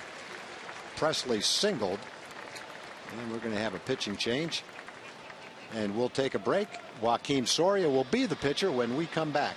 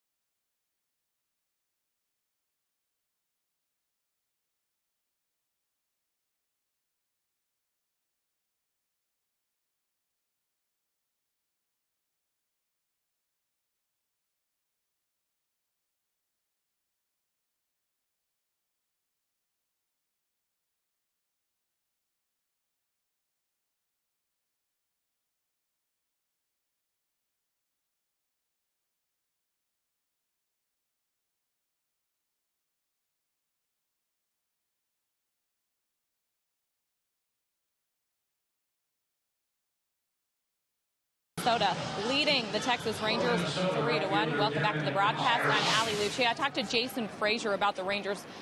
23 games up on 500, and I talked to Frazier just about how well they've been playing, especially the big month of baseball they had in August. 20 wins for the Rangers in August, and asked how that's going to help them as they turn the page to September. I think you have to be a pretty good team to be 23 games up. I mean, it's just such a grind, and there's so many good teams. And, you know, like I said, it's going to come down to the wire. I mean, it might come down to the last couple games. You know, hopefully we can go on a streak here and maybe, you know, extend our lead, though. Tom and Mac, no series will be bigger than the one that starts tomorrow afternoon. Well, that's exactly right, Allie. Thank you. Big series coming up. Rangers go to Oakland, and then shortly after that, in the next homestand, Oakland comes here for a big weekend series, and that'll be the last time that the Rangers face Oakland. Joakim Soria, 16th game for Joakim, trying to keep this game at 3-1. Man on first base and nobody out. Rangers also will play the Angels on this road trip, come back, and that's a tough homestand. 3 against the Pirates, who are leading the National League Central, 3 against Oakland, and then a tough road trip.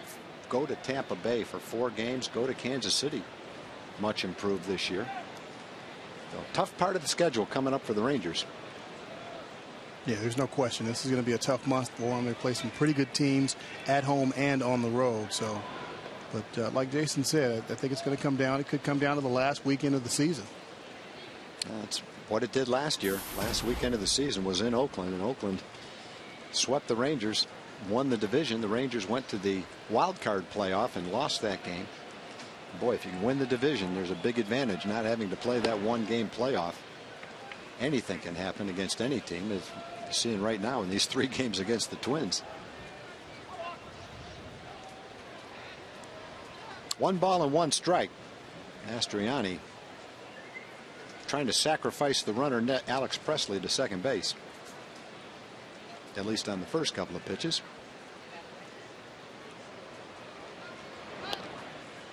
Good bunt.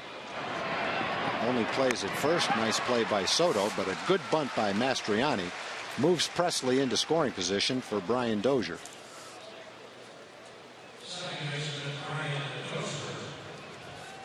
Let's take a look at our AT&T Twitter poll question and answer. What is your favorite flavor of Blue Bell ice cream to enjoy at Rangers Ballpark? Thought that one would be pretty close. A lot of flavors, and it came down to #1 flavor, the old standby, vanilla, tied with cookies and cream at 29%. Which one, Allie? Vanilla? Vanilla. Oh. Allie goes with vanilla. The tie is broken. Wow. They didn't ask you, Mac. What would you have gone with? Strawberry. Strawberry. That's all mine. Right. I don't see it. That's still my favorite. I don't see it there, but but it's good enough for Mac. It's good enough for us. Can't go with the list on that one. Tough to beat vanilla. It all starts with vanilla. And ends with strawberry. How about that? You could that? get that loaf where you've got vanilla, chocolate, and strawberry. You ever get that? I do. You have a little bit of all 3? Absolutely. That's it. Neapolitan. Thank you, Dave Burchett. I knew what it looked like, just didn't know what you called it. There's a strike. No balls and 2 strikes now to Brian Dozier.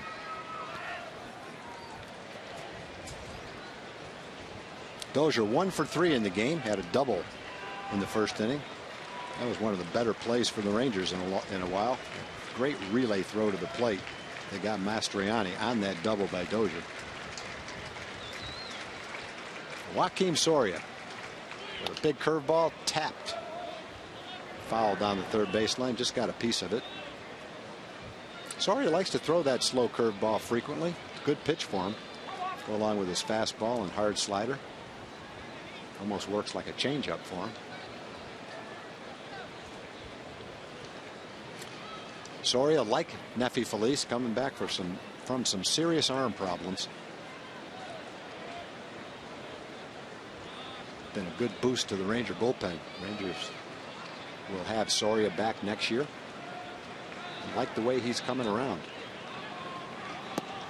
Good try with the slider. Soria, of course, was a top-notch closer for Kansas City before he got hurt. Rangers signed him knowing he was going to have to rehab for a significant part of the season. Also knowing what he's been capable of and what he can do when he comes back. Dozier, a .244 hitter, but a dangerous hitter with some power. 1 ball and 2 strikes. Fastball well located right on the outside corner. Dozier swings and then asks Marvin Hudson, if I didn't swing, would you have called it a strike? And he got the nod from Marvin Hudson. And he would have gotten a strike. Got a little cutter action on that away from him. Big strikeout right there for Joakim. Rangers trail 3-1. Runs have been at a premium, so you don't want them to add to the lead in any way. Josh Willingham has struck out a couple of times and had a line drive off Neffy's leg for a base hit. Well located slider for a strike.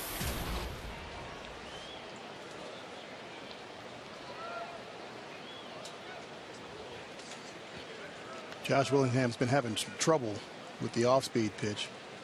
Blackley struck him out a couple of times on change-ups. And you see Soria with a slider there. He's way out in front of that, not able to catch up to it. Jared Burton warming up for Minnesota. Saw him in the opening game of this series. Willingham the last 2 years. 2 years ago with Oakland hit 29 home runs, drove in 98. Last year with the Twins hit 35 home runs. He's had 12 this year. In kind of a down year with some injuries.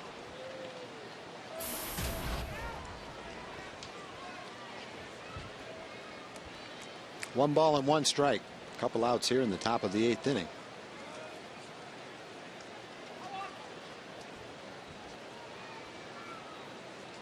Trevor Plouffe is the on-deck hitter if Willingham extends the inning.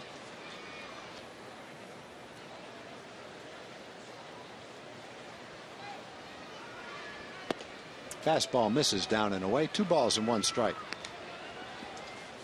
It was kind of nice for Wash to have a couple guys down in that pen now that former closers, and Neftali Feliz and Joaquin Soria. I mean, that's some pretty good experience there. They've both been through it. They know what to do. Yep. And of course, you've got the old man down there that's getting the job done again this year, Joe Nathan. So to have 3 quality closers down there, it's got to be a great situation for Wash right now. The first base is open. Joaquin pitching carefully here to Josh Willingham. Hey, you got a guy down there like Tanner Scheppers who could develop into a closer somewhere down the road. Certainly got the arm for it. Strong bullpen, one of the Rangers' strengths, one of the consistent strengths from opening day all through the season. Bullpen has been there. 3-1 pitch, off speed pitch up the middle, off the end of the bat. Watch out. Well, Ian tried to make the play at first base. Unfortunately, didn't have a real good shot on that ball up the middle. You've got a good runner, Presley, who had stopped at third because Ian had fielded the ball. Had been better off hanging on to that ball. Made a try for the play at first, but you think he should have held on to it, Mac? Yeah, that's a throw that probably would have been better served not to have been thrown, and to look at the runner at third base, really. I mean, I understand why he threw it. Willingham's not the fastest runner, but he was way out there in shallow left field pretty much. That's the one where you really want to look at that runner coming around third base, because he doesn't really know if the ball got through or if somebody caught it and is trying to make a play. Yeah, that's, it's a nice try, kind of a desperation try at first, but a very risky try with a man on third base.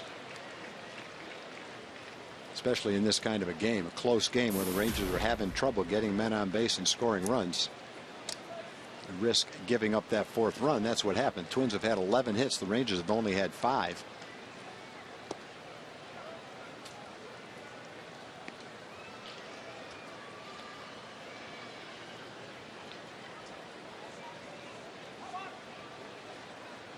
Two balls and 1 strike to Plouffe.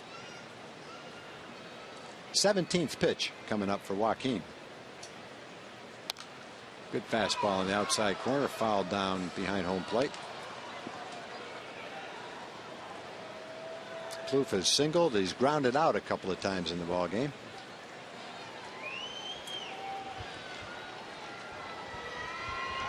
Temperatures drop from 102 to 101. Been in the hundreds all day long. That nice cold front coming in. Curveball misses away. 3 balls and 2 strikes. You can see Joaquin's game plan to the right-hand hitters is keeping the ball away from him. Everything either on the corner, or if he's missed away from the plate.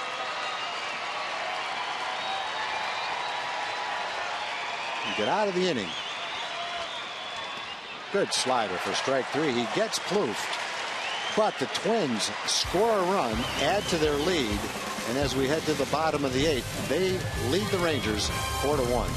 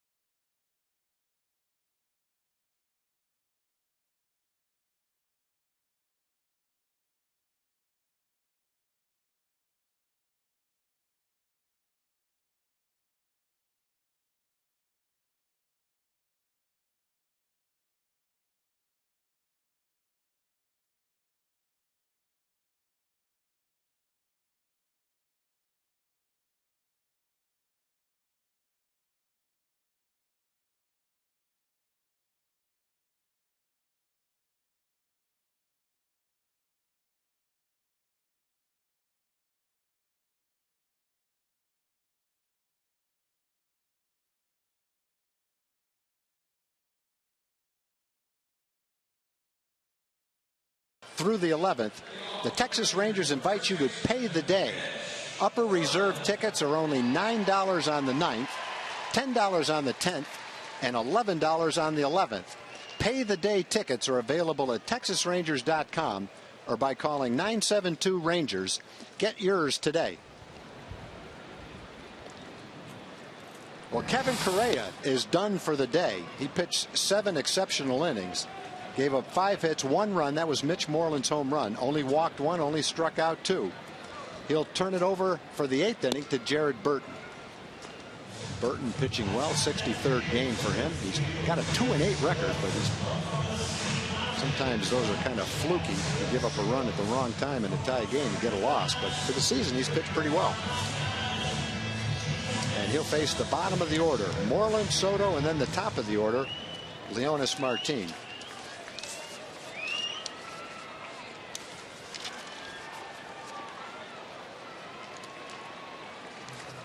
Well, Correa have only threw 79 pitches. It doesn't seem like a lot of pitches, but remember, it's 102 degrees out here, so 102 is probably like 118 in Seattle, like he threw his last outing. So 79 pitches out here takes a lot out of him.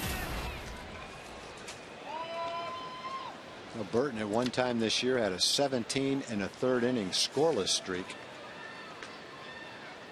His career high for appearances was 64 last year. This is his 63rd this year.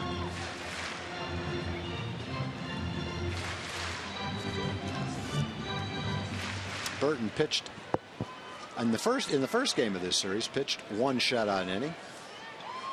No hits, no runs, no walks, no strikeouts. Pitch to Mitch, well inside.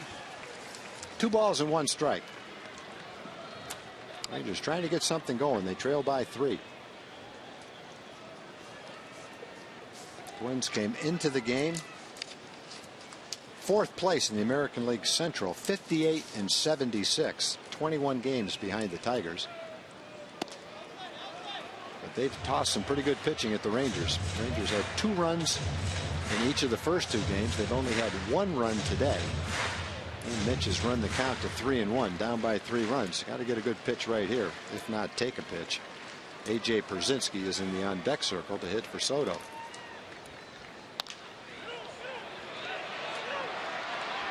Nice play at first base by Chris Colabello on a pitch that might have been ball 4. You're down by 3 runs in that situation. You got to say to yourself, I'm getting a good pitch to hit, or I'm going to take it. And that sinker could have been ball 4. Borderline pitch. Not a real good 3-1 pitch, though, to hit. Not much you can do other than hit a ground ball. No, you want 3-1, you're ahead in the count, you're down by 3 runs, you want to get 1. It's pretty much sitting on a tee for you. Yep. You need a rally, you need base runners. 3-1. That's not a real good pitch to swing at in that situation. Trying to get a man on base. So AJ Pierzynski hitting for Soto right here. AJ as a pinch hitter, 4 for 8 on the season. First ball hitting, fouls one down the left field line.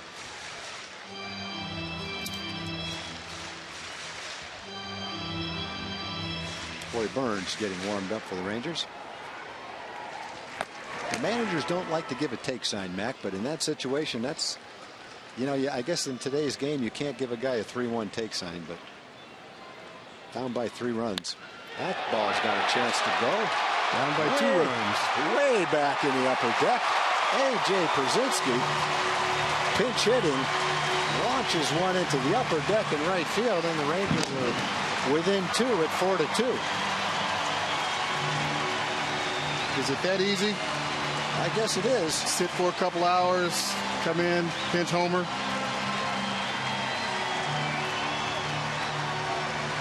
No doubt about that. That's one of the harder hit balls AJ's hit this year. Well, the Rangers give up 1 and get 1 here in the bottom of the 8th inning. Looked like a cut fastball that cut right through the center of the plate. You know, you can't say enough about what these guys have done. They're coming off the bench, pinch hit situations. Craig Gentry done a tremendous job. AJ, when he's not in there, when he's come in, he's done great. Soto the same way.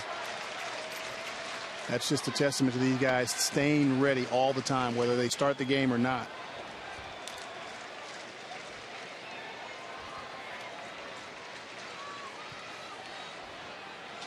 Well, maybe that'll ignite something here late in the ball game. Martin with his speed trying to get on base here. 1 ball and 1 strike. Ball ripped into right field. Boy, no doubt about that one. That's the swing that we saw Martin have for a long period of time. He struggled a little bit recently, though. Last 150 at bats, he's only hitting about 226, but he had the game winner last night. That's a good sign right there in the 8th inning. It's a pitch that hangs up in the middle of the plate and rips it. Second ball that's been hit hard in 2 at bats right in the middle of the plate. Didn't see that from Correa today. Seen it a couple of times from Burton, though. You know, and that could be the difference. They're into the bullpen now, and that's what you want to do. You want to get into anybody, pretty much everybody's bullpen as quickly as you can. Profar takes a strike. Jurickson 0 for 3 today. Rounded out to second. Struck out with 1 out and a man on third on a good curveball from Kevin Correa in the 3rd inning. And flied out to center field in the 6th inning. Trying to keep something going here. Got that hole to shoot for between first and second. Third baseman way in. Shoot one right by him, too. Outside for a ball. 1 ball and 1 strike.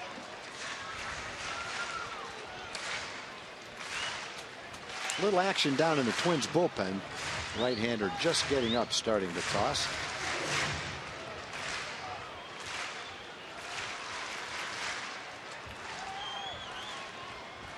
Quick throw to first and a fairly close play. Rangers will definitely try to steal a base.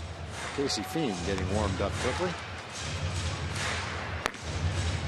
You know, even though they're down a couple of runs and it's late, Leonys Martin is a base stealer, and it wouldn't surprise me if he did take off for second base. Alex Rios in the 7th inning with the same 2-run deficit stole second base. Keeps shot a double play, gets a man in scoring position. Robbie Ross tossing down in the Ranger bullpen, getting loose. Getting ready to pitch the 9th inning.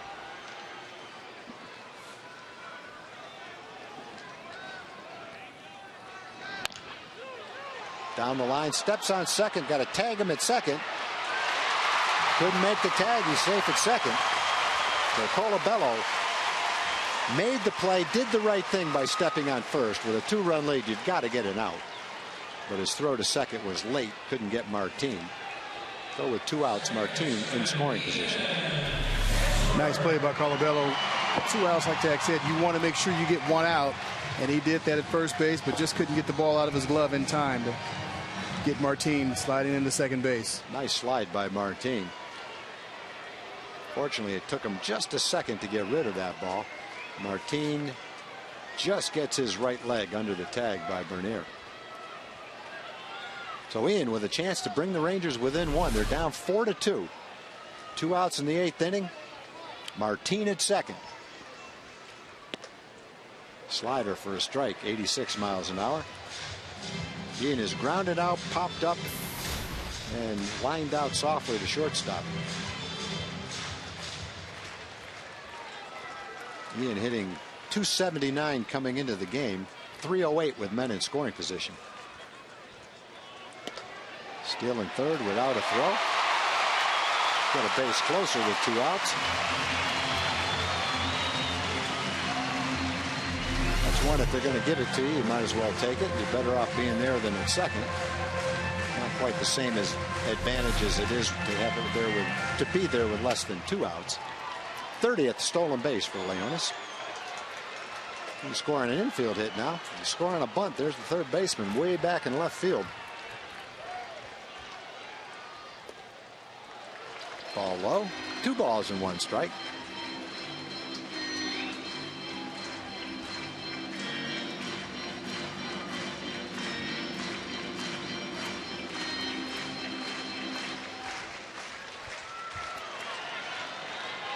Seventeenth pitch of the inning for Jared Burton.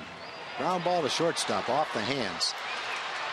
Bernier on the run, makes the accurate throw to first. The Rangers score on Przynski's home run, but leave a man on third base. and trail at the end of 8 to Minnesota 4-2.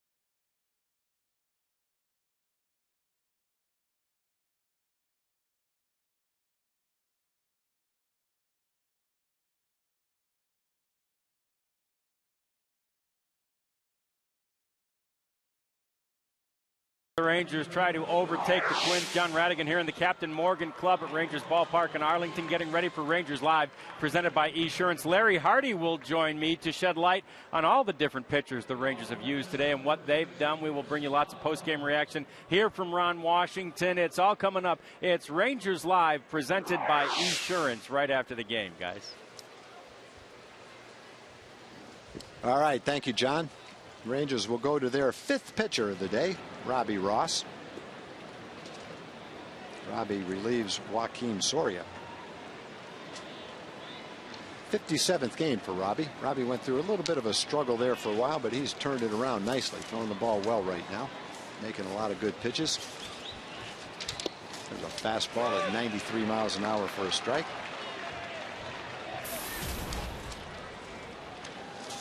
Chris Colabello 1 for 3, had a single in the 5th inning to start a 3-run rally. Robbie's working on 7 scoreless innings in his last 7 games. Good fastball for a strike. No balls and 2 strikes.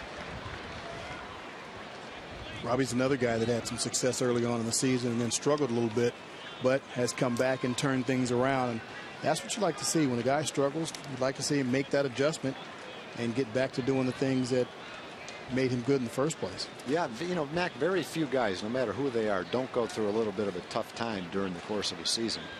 So it's not unusual. Even veteran players do that.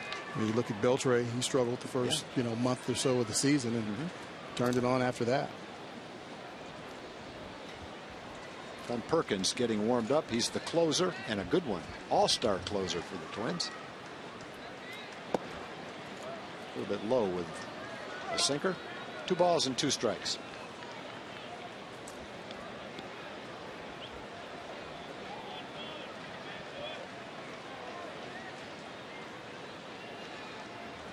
Robbie looks in for the sign. And the 2-2 pitch. Good fastball right off the fist. Boy, when Robbie's throwing well, that's what right-handers do, one right after the other. Run that cutter right in on the fist, jam him. Nice easy ground ball. 1 up, 1 down. Robbie can be very deceptive coming from that left side, and that fastball get in up on you in a hurry. And that's just what he did to Colabello. Got it in on him, jammed him. Nice pitch.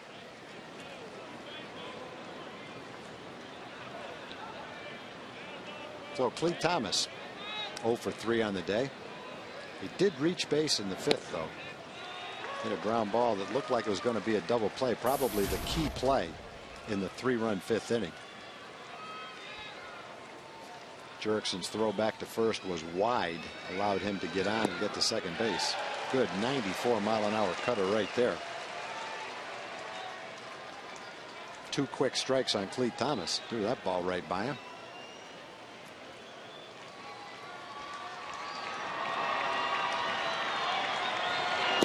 0-2, just misses. 95 miles an hour down low. Robbie definitely getting his second wind for the stretch drive. Throwing the ball great right now. Had a little trouble with left-hand hitters there for a while.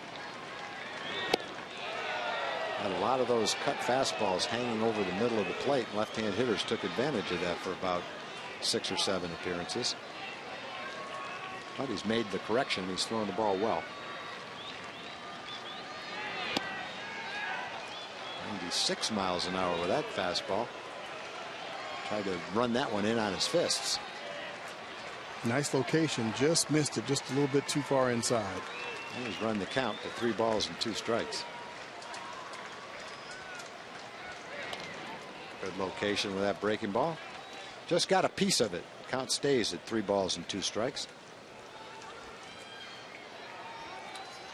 Season series is tied at 3 games apiece between the Rangers and the Twins.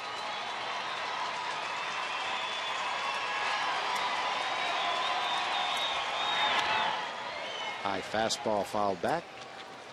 Still 3 balls and 2 strikes. Got a little help on that one by Thomas. That was probably ball 4. But when a guy's throwing that hard and you see it up in your eyes as a hitter, you tend to want to swing at it.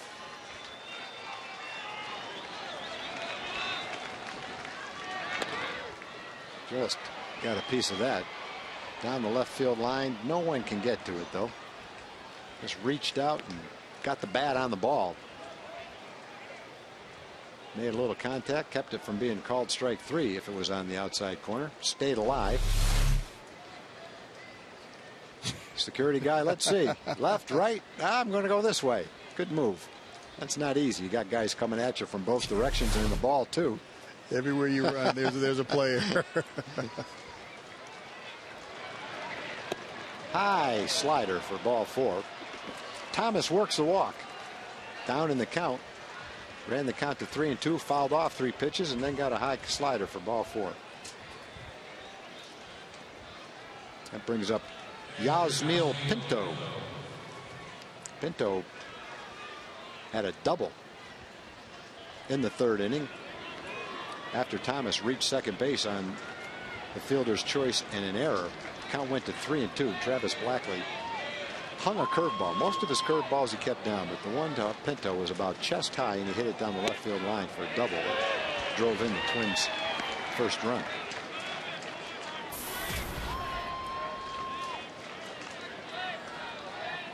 That was his first major league hit. Big hit for the Twins in their 3-run inning.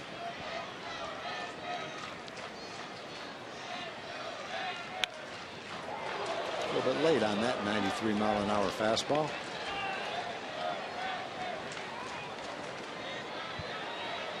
A lot of fans have stayed today. Most of the fans are in the right field, on the right field side, though, out of the sun. The ones that have braved the sun, boy. There's some gamers out there watching it. Wow, yes they are. Trying to find shade, trying to stay cool, trying to hydrate, using the ice any way they can.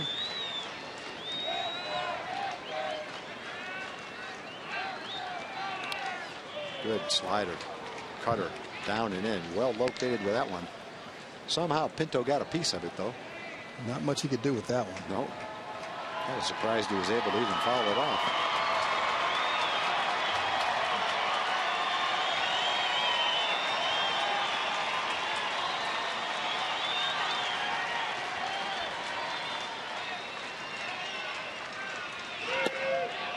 Tried to go away and missed the outside corner. Mentioned that Pinto had a nice season in AAA. Hit .308 with 14 home runs. Not much room to catch for the Twins, though, as long as Joe Mauer's behind the plate. The ball inside out into right field. Nice job by Pinto. Had some good at bats today. That's one thing you don't see a lot of guys do, Mac, with 2 strikes, shorten up their stroke and just try to play a little pepper with it to put the ball in play. No, you really don't. You see him get set early and just takes that outside fastball right to right field. Very nice at bat. Well, both Thomas and Pinto down in the count. Thomas worked a walk. Pinto got his second major league hit. Good day for him, 2 for 4. Doug Bernier is the hitter. Bernier had the little blooper down the right field line that no one could get to. Fell in, hit the dirt, just fair, spun into the stands for a ground rule double and an RBI. But Bernier is 1 for 3 with an RBI on the day. Bernier was a .295 hitter this year at AAA before earning his call up to the big leagues. Fastball for a strike.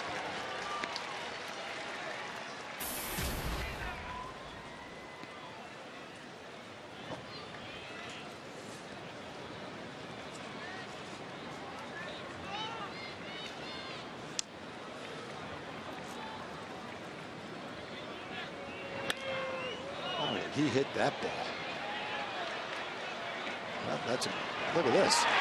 Look at that double play. Try finding a 6-5-4 double play sometime. I don't think I've ever seen that play in 50 years. I don't know how he hit the ball. The ball would have hit him right in the stomach if he didn't hit it. Little looper to short. Profar said, let's try to third. Throw back to second to complete the double play, and Robbie Ross is out of a jam. Rangers trying to get 2 runs here in the 9th inning. They trail 4-2.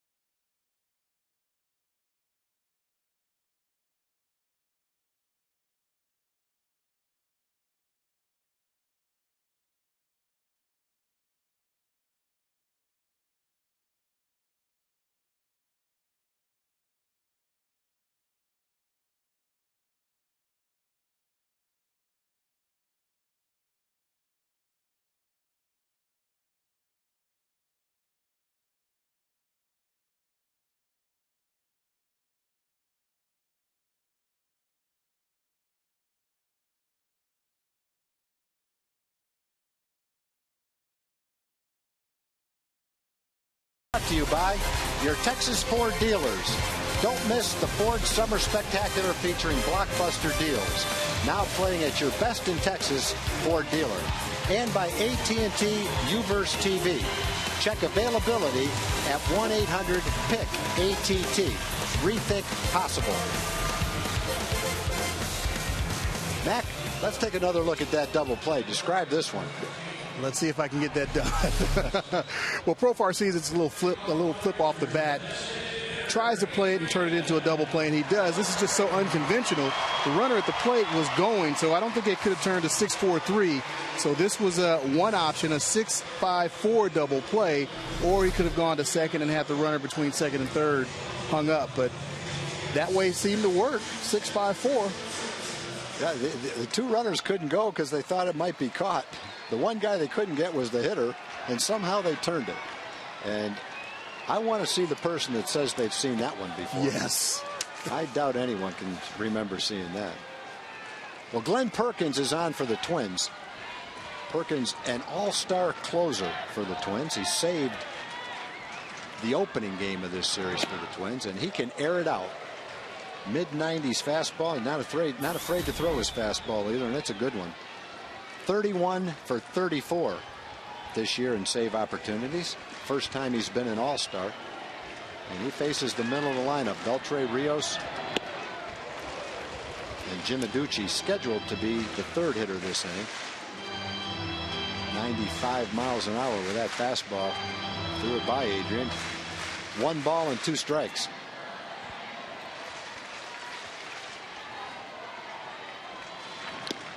Good fastball, down and away, tailing down and away, 96 miles an hour. You throw those 2 pitches by Adrian Beltre, and that's all you need to know about the kind of stuff that you've got. You're doing something. He hit his spots. Location is all important, but with that gas at 95, hitting that location, that's tough to hit. Yeah. I mean, you talk about a guy that can come in and say, here comes my fastball, see if you can hit it. There aren't a whole lot of them, but he's one of them. And Adrian only struck out 59 times this year. And for a middle of the order guy, that's an extremely low number. That's a low number for anybody in the lineup that plays exactly. every day. And then for a guy that's a free swinger like Adrian, it shows you the contact he can make. So for Perkins to throw 2 pitches that he can't hit, he's got great stuff. Good fastball. He's got a little cushion. He's got a 2-run lead.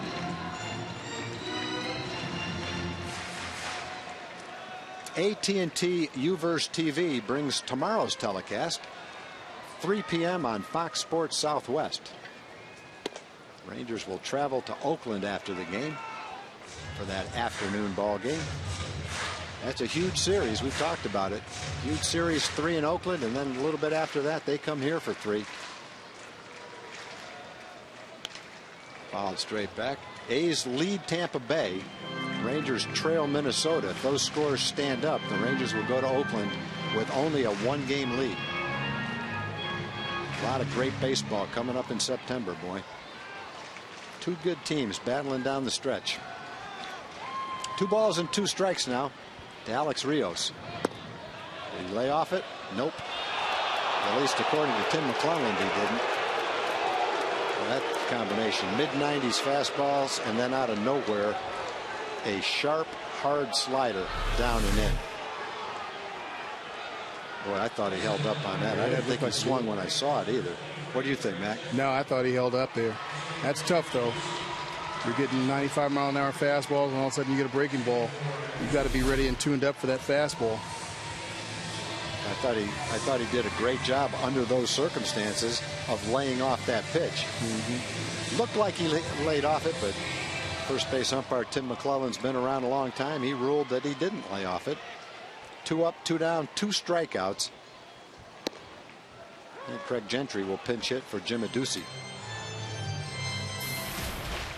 Craig has been an excellent pinch hitter, 6 for 18. He walked in this series in a pinch hitting role. Slider for a strike. This guy's got some good stuff. You don't hear a lot about him being a closer for the Twins. You really don't.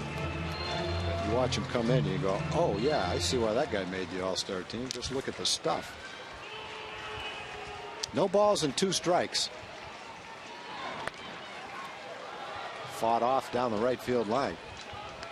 12 pitches for Glenn Perkins, 9 of them quality strikes.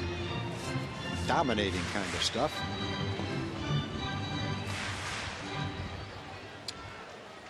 Craig Gentry trying to get on base. Rangers down by 2, get a base runner. You got Jeff Baker, the next hitter. 1 swing of the bat could turn the game around. Little looper, but that's not going to go over the head of Brian Dozier, who catches the ball for the 3rd out. Glenn Perkins comes in with a dominating 9th inning and gets his 32nd save. The Rangers fall to the Twins 4-2. The Twins win this series 2-1 and win the season series 4-3. So you play a bottom division team, but they came in and they pitched. The starters, the bullpen guys, they came in and held the Rangers to 2 runs in each of the 3 games. A Ranger team that had scored over 6 runs a game in August were held down by a very good performance by the Minnesota pitching staff. Tip your hat to Minnesota. They came in and battled the Rangers and won the series. We'll take a break, and we'll be back with John Radigan and Larry Hardy.